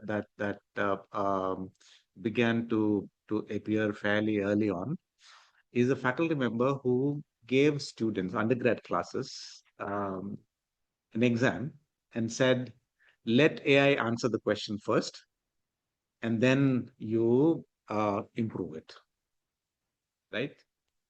Or you answer it again by yourself, right? What he found was something very interesting. Those who were doing well in the class were doing much better.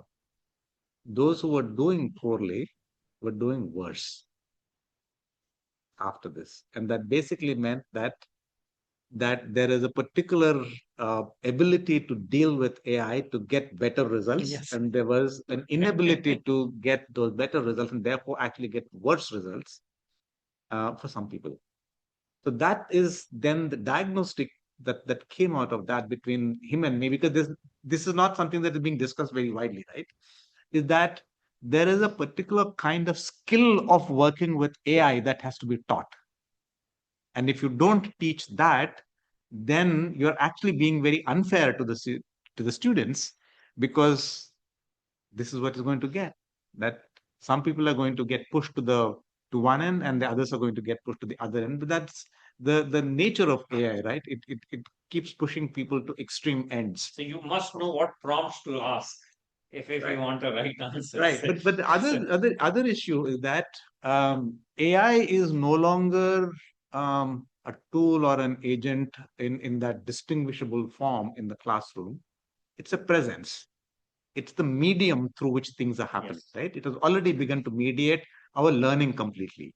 And that actually produces a much more complex question for all of us, which is that where is the sovereignty in this? The university is the producer of knowledge, is losing its sovereignty to an aggregator, right? And financially, that aggregator is able to mobilize huge amounts of capital to invest in data centers that a university doesn't have the capacity to do, right? So the university is losing its sovereignty to AI simply because it's not able to fight the capital battle, right? So is AI using the university, or is the university using AI, right? You're being used by an AI company as both the buyer and also the producer.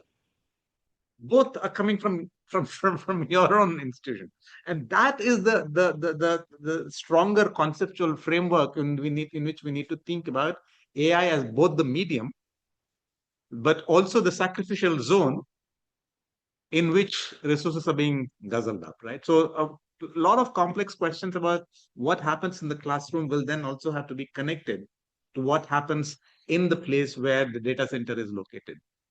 And that's the conceptual work that needs to be done, and that's the work that we're trying to do now. But that's the frontier work, right? And it is also important that the student learn about values, ethics, and civic code, which they will not. So you lose as a human development also in that aspect.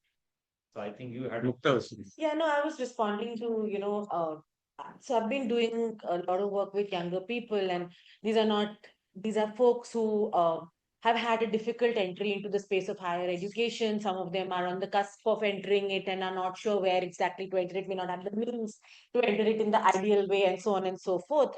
And because the institution of higher education, the university, and many actually vocational colleges, whom I don't think of them as universities, they're just dispensing skills in a sense, are not providing this kind of space. But the questions and the curiosities and the awareness that these systems are there, and therefore they need to be created somewhere else, is also very present. And what I feel is that the university is losing out, because this critical conversation and this energy is now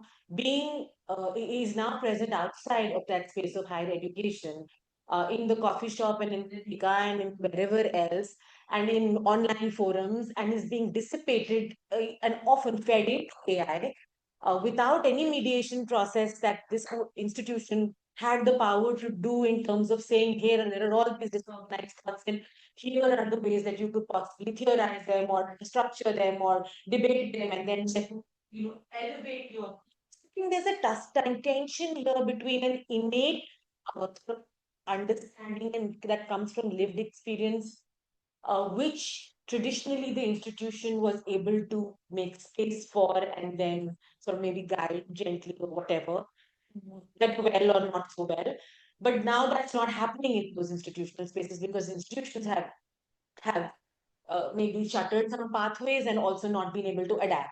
So what does that mean really for where knowledge is being produced, and then where these ethics of dealing with technologies is even being shaped, because it's being shaped conversations between peers oftentimes, and See, not lots, she's right, from lots filtering which is right. being, there's a lot of filtering which we do when we process the information is not happening with these AI models. That is number one. Number two, what happens is human mind is very good with the partial information or even information with shades and so on and so forth. And the best human mind actually works in for inversion, which today's AI is not able to solve. See, we give input, we get an output. But if I have the output, what are the inputs to the system we cannot find from today's LLMs? It does just not work. Okay. But human mind will be able to tell you if this is what you have got, this is where you've gone wrong, or this is what it is. So there are human capabilities which are still far superior to AI system. Number two, human brain works with 20 watt of power. That's what he's indirectly, directly saying water, fire is required, energy is required. So even in AI, the paradigm needs to change. What is AI? Why are we actually looking at 200 megawatt data center versus 220 watt human brain? So something is not right in a way. Otherwise, why should so much energy we consume? This is extra energy. And this is a burden which will come on human being. That kind of water you are looking at, you want to create next to ocean because you don't have that much water otherwise. They are trying to have a small nuclear reactors through which they will run data centers because they can't produce a 2000 megawatt or 200 megawatt power otherwise. Yes. So there's there is a sequence of what we call is a sustainability issues which come along with this, which human mind never had these sustainability issues. So I think something one has to rethink about it actually overall. What's up? Any other questions? Yeah. Just I think Partha you have. So, maybe I just use this. No, take you take this take. That's the two there. So, two levels. I was just thinking through the way you presented the arguments. And both of you, I think, were very clear about this goal of the graduate education process is to create a certain kind of person. Scholar might be a limiting description of that particular person, but the idea is to sort of imbue that person with certain qualities.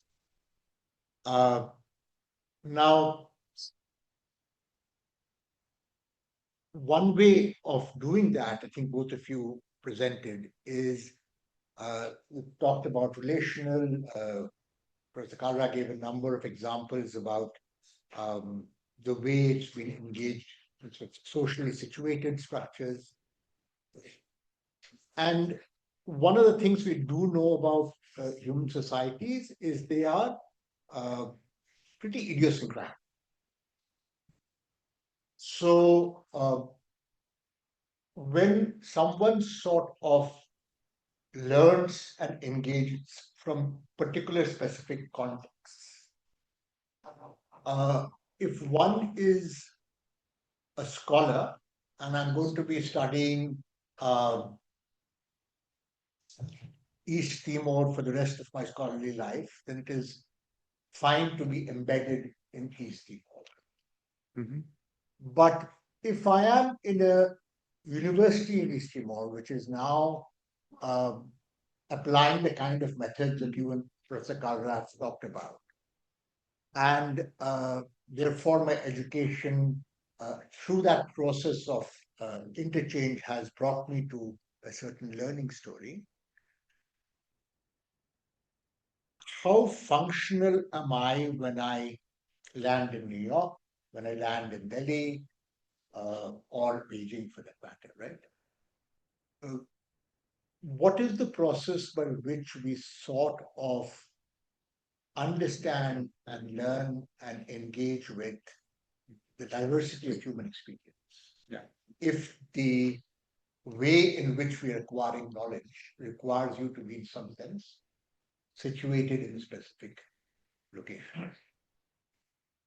Okay. I'll respond to this. I'll give you one first cut answer, which is um, something that I have to mention Balagopal again, just because it's good to mention his name. One of the ways in which Balagopal responded to this is very, very simple. When a father says, "My son should not be tortured," right? That's a demand of a father who's concerned about his son being tortured. That when that father learns to say that no one should ever be tortured anywhere in the world, that's human rights. How do you make that move from "my son should not be tortured" to "nobody should ever be tortured"? Marx's answer to that would be that you move from the particular to the universal through abstraction. You figure out what the laws of general laws of how the universe functions, and then you produce that universal understanding, which is one way of doing it, right? Another way of answering that same question would be that it's through storytelling.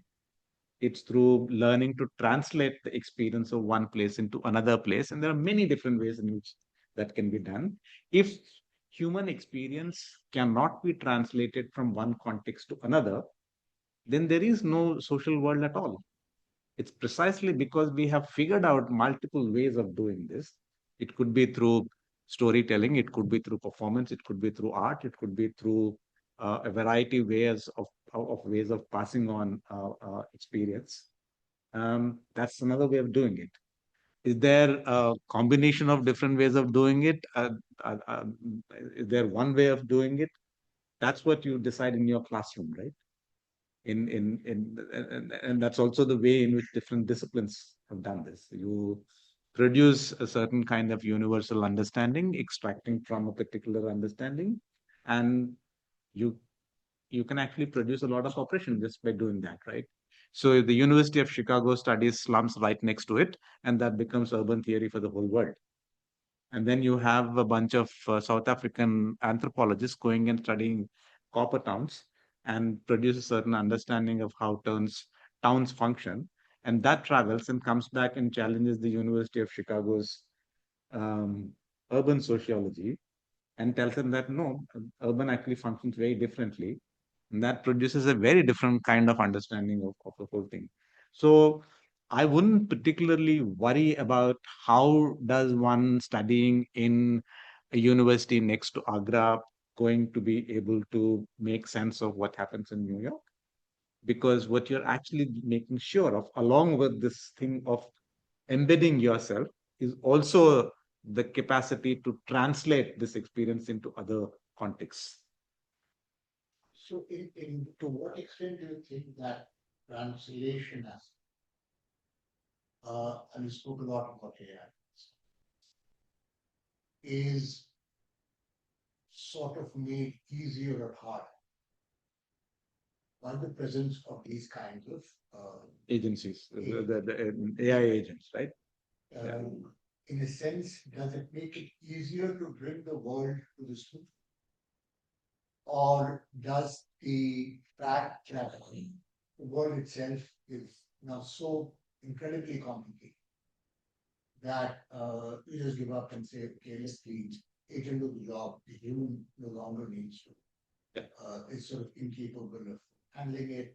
Spoke about how certain humans who work with it, other humans don't. No, I think the answer is much, much simpler, right? Because it is about coding. It's about how every bit of data is coded, right? I don't know if any of you have seen this film called Human in the Loop.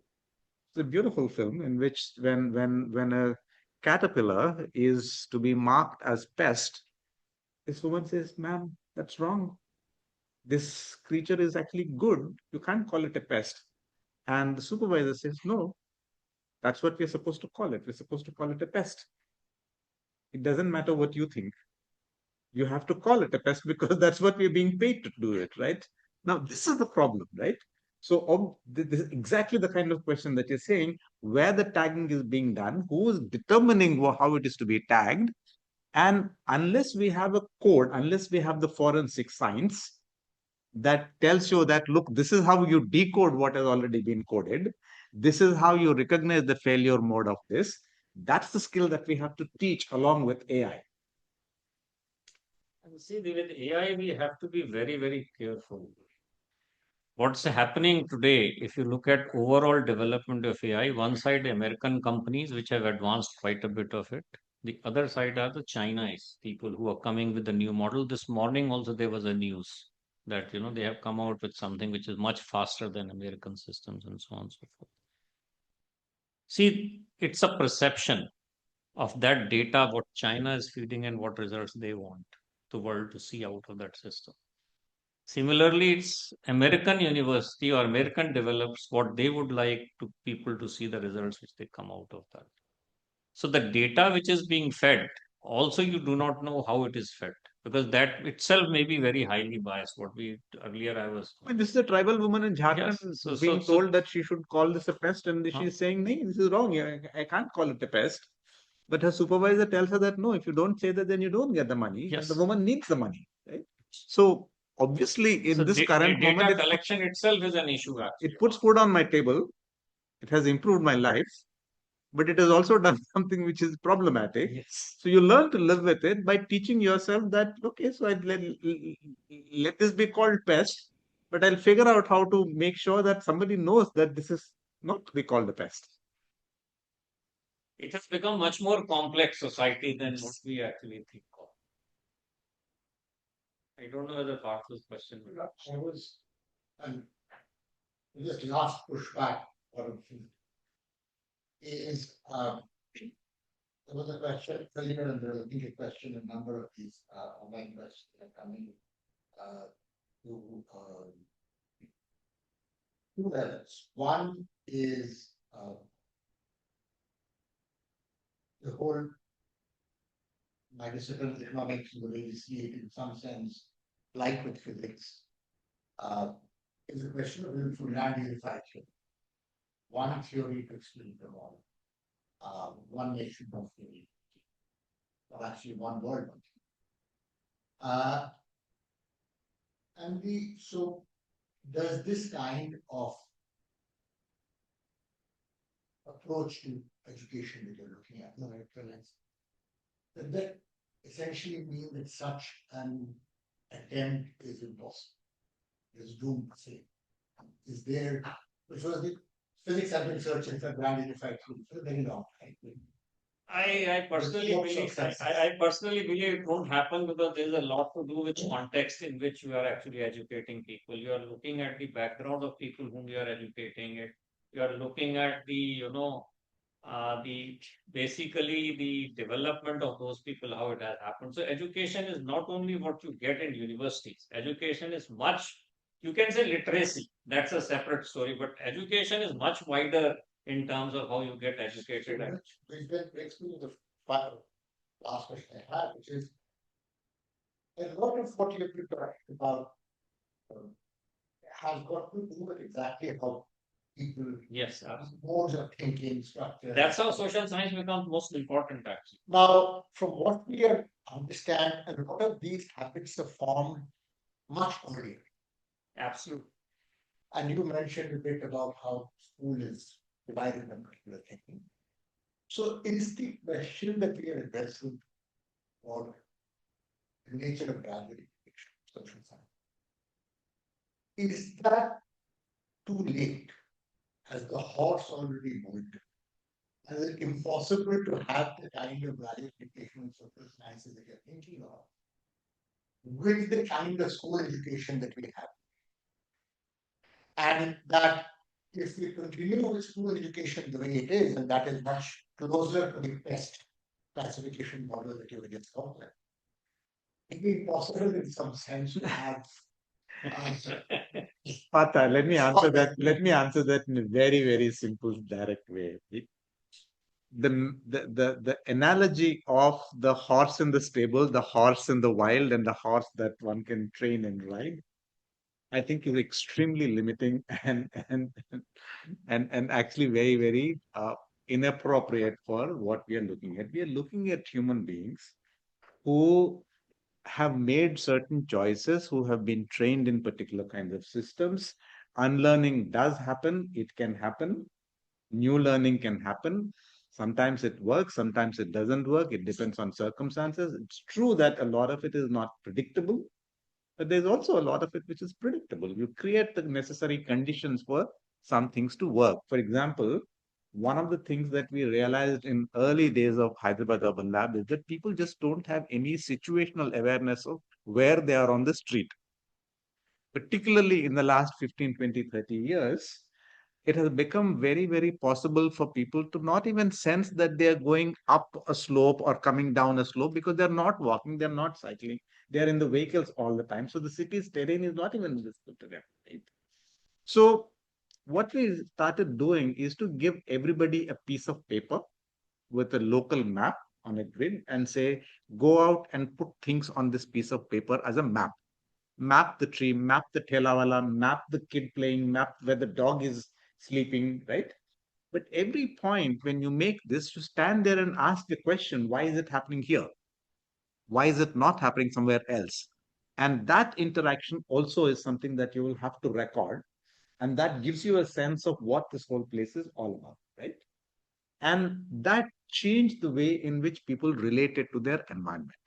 Now, this is something that has been used in schools of architecture, it's been used in schools of design in many, many different ways. Should it be used in all social sciences classes? I think it should be, because it's a very important way of relating to the world as an embodied creature and not as an abstraction that is sitting in the library and coming. I mean, a lot of people just imagine themselves to be AI agents, right? They are not people who are interacting with real people. Yes. Is to start acting as if they are AI agents.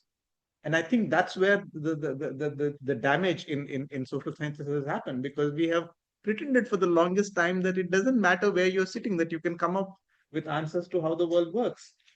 Even when you're writing your thesis, you're sitting inside the library under a particular kind of lighting, looking out of a particular window, and that has a consequence for how you write. Pata is not convinced. I think there are Pata is saying No, my formulas don't change depending on where I'm So I sitting. think let's go to the last question what we have. I'll come to that, sir. We can have a tea and have a discussion, so we have to close this. See, there's a okay, no problem. This is a question: why do people send their children abroad for studying? And at what age students should choose the subjects? Or the parent should ask their kids to choose the subject of specialization. And this is the question one of the people have asked here. So I think I'll request you to answer, and then I will add some. Then I'll add some of it. Actually, Encapsulates not what how you feel about it. yes. What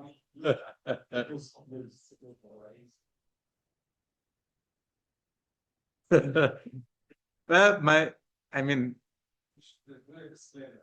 what? Why you became an engineer first and then turned out this? Why does it need a disclaimer? My parents were very upset that. No, I'm just telling you. No, it's a very simple thing to. No, I mean, Yeah. So no, I think a slightly larger answer to this question to me is that we very, very often seriously underestimate people's joy in learning.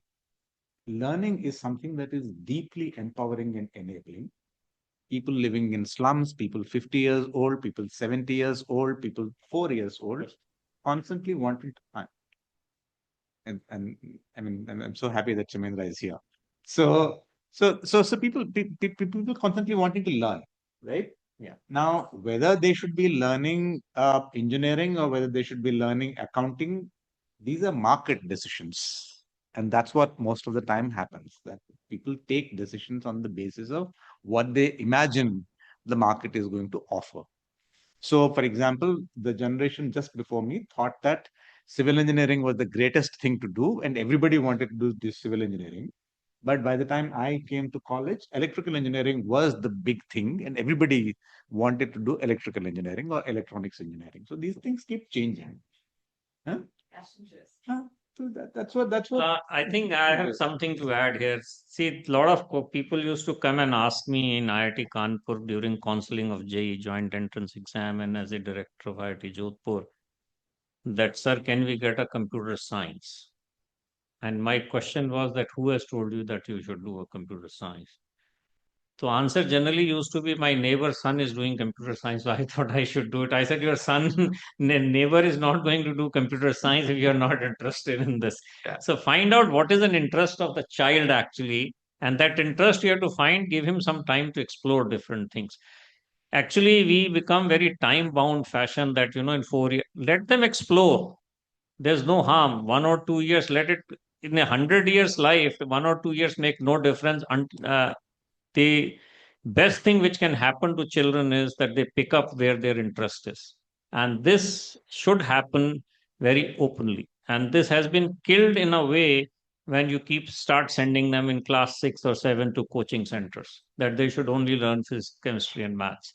Their interest may not be there to learn physics, chemistry, and maths.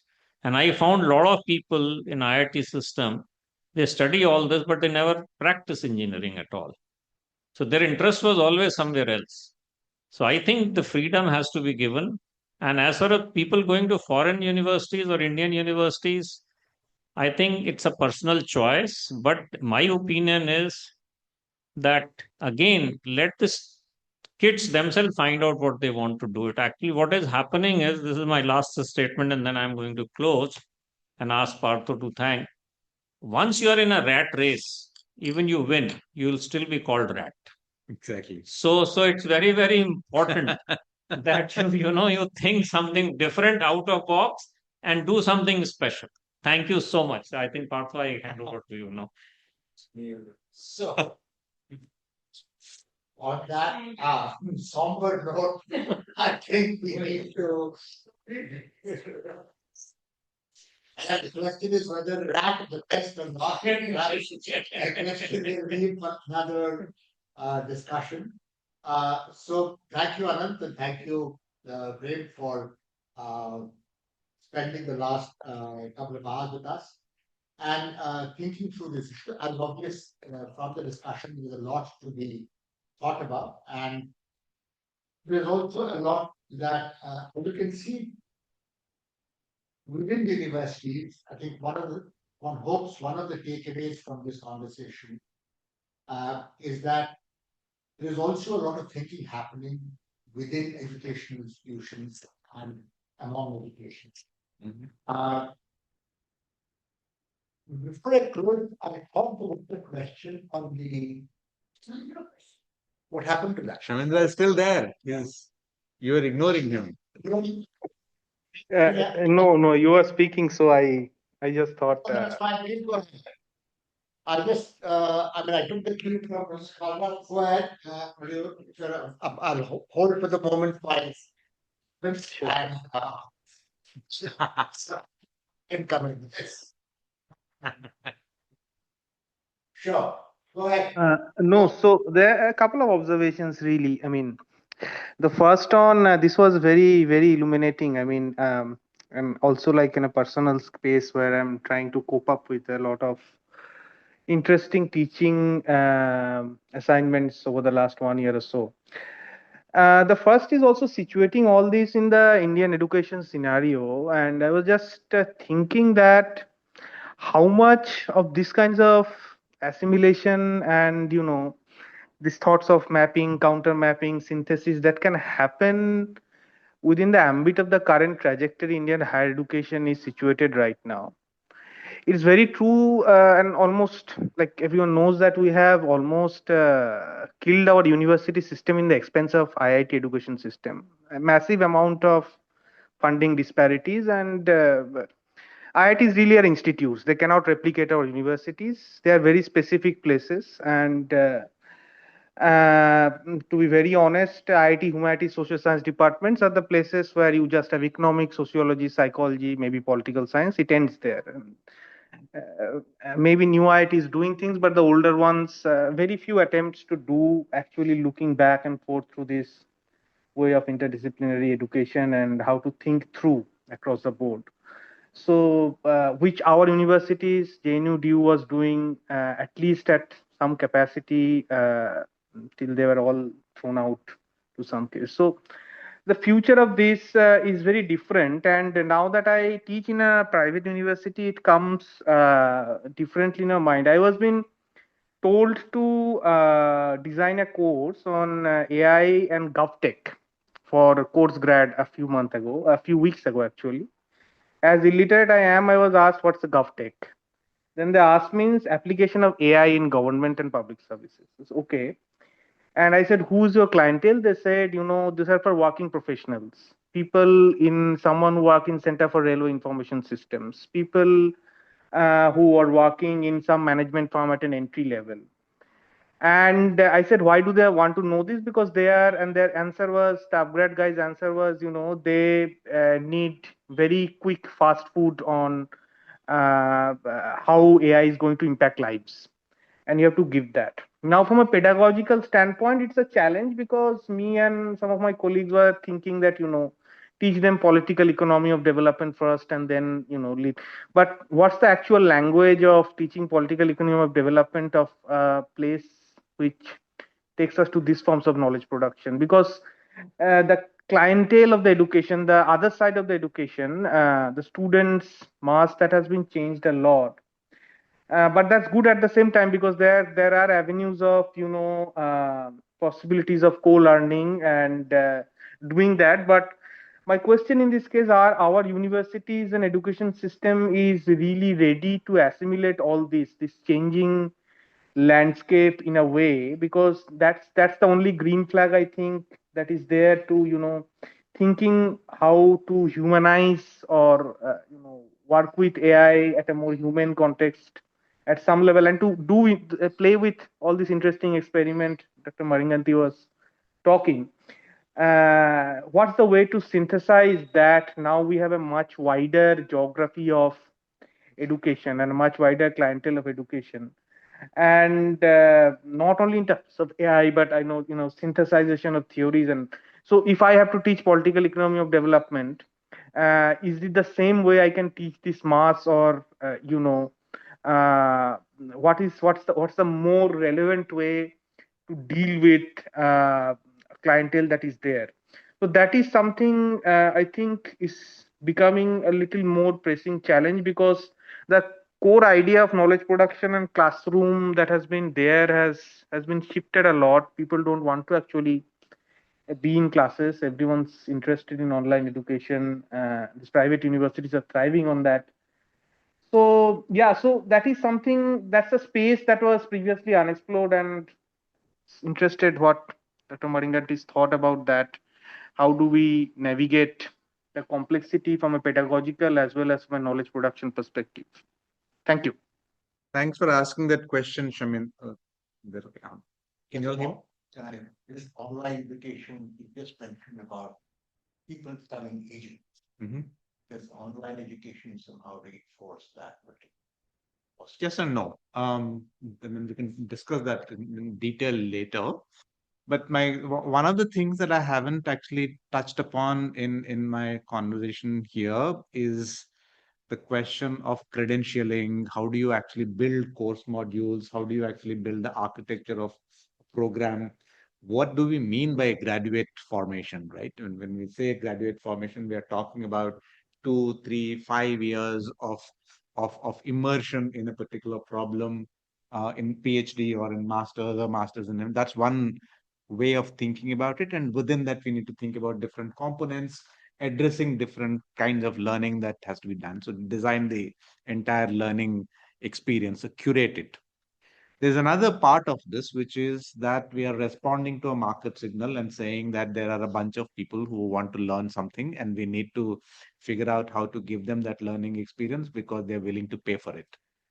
And I think that a lot of what we do, very often, even the work of larger university work itself is being reduced to that kind of a market response, right? This is what the students want, and that's what we want to give them. So if parents say that at the end of the day, my child has to be in the rat race, then we acknowledge that the child is a rat and we respond to the rat and give the rat what the rat wants.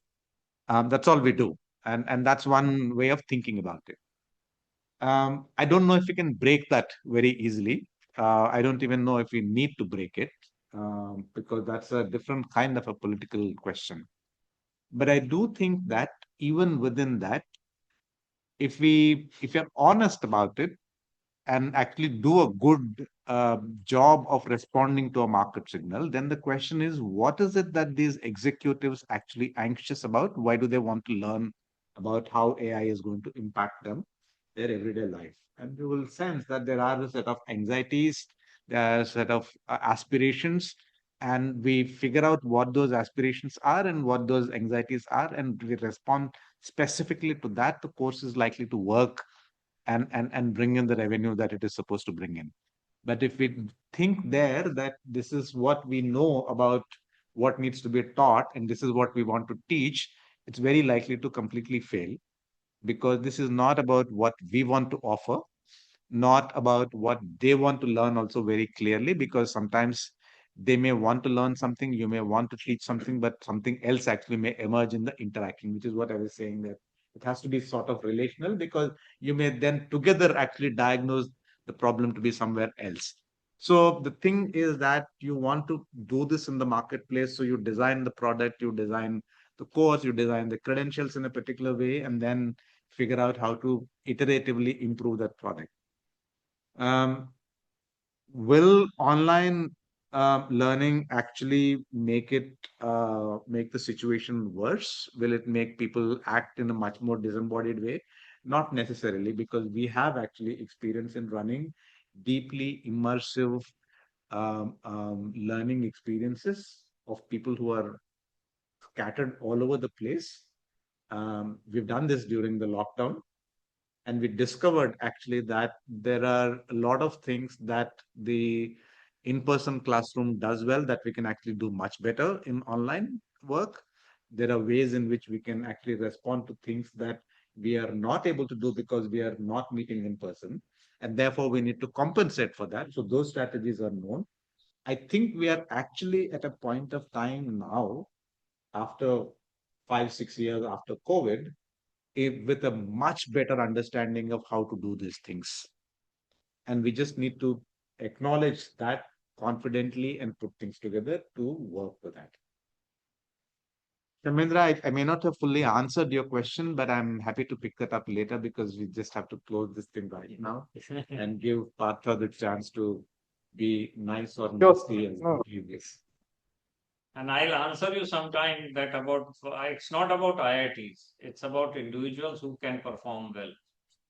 So whether money is there or not, you can still do well in life. I don't think that's the most crucial component. Right. So with those, the one thing that I thought people would want to take away from this is that within educational institutions such as they are formed today, there is a lot of rethinking about what education should be. And on that, I think therefore that degree of institutional self-learning, I think, is important to recognize. And if that continues, then hopefully we'll arrive at a destination that will be more humane than where we are today. So control with feedback loop as CPR is. You'll always get to the right set point. I don't think there is an issue on it. There can be a lot of local occupiers that don't know. Thank you so much. Thank you, Anand. Thank you, Prem. And thanks to everybody who came in online. I hope you found the discussion useful. Thank you so much. It's a pleasure meeting you. Thank you.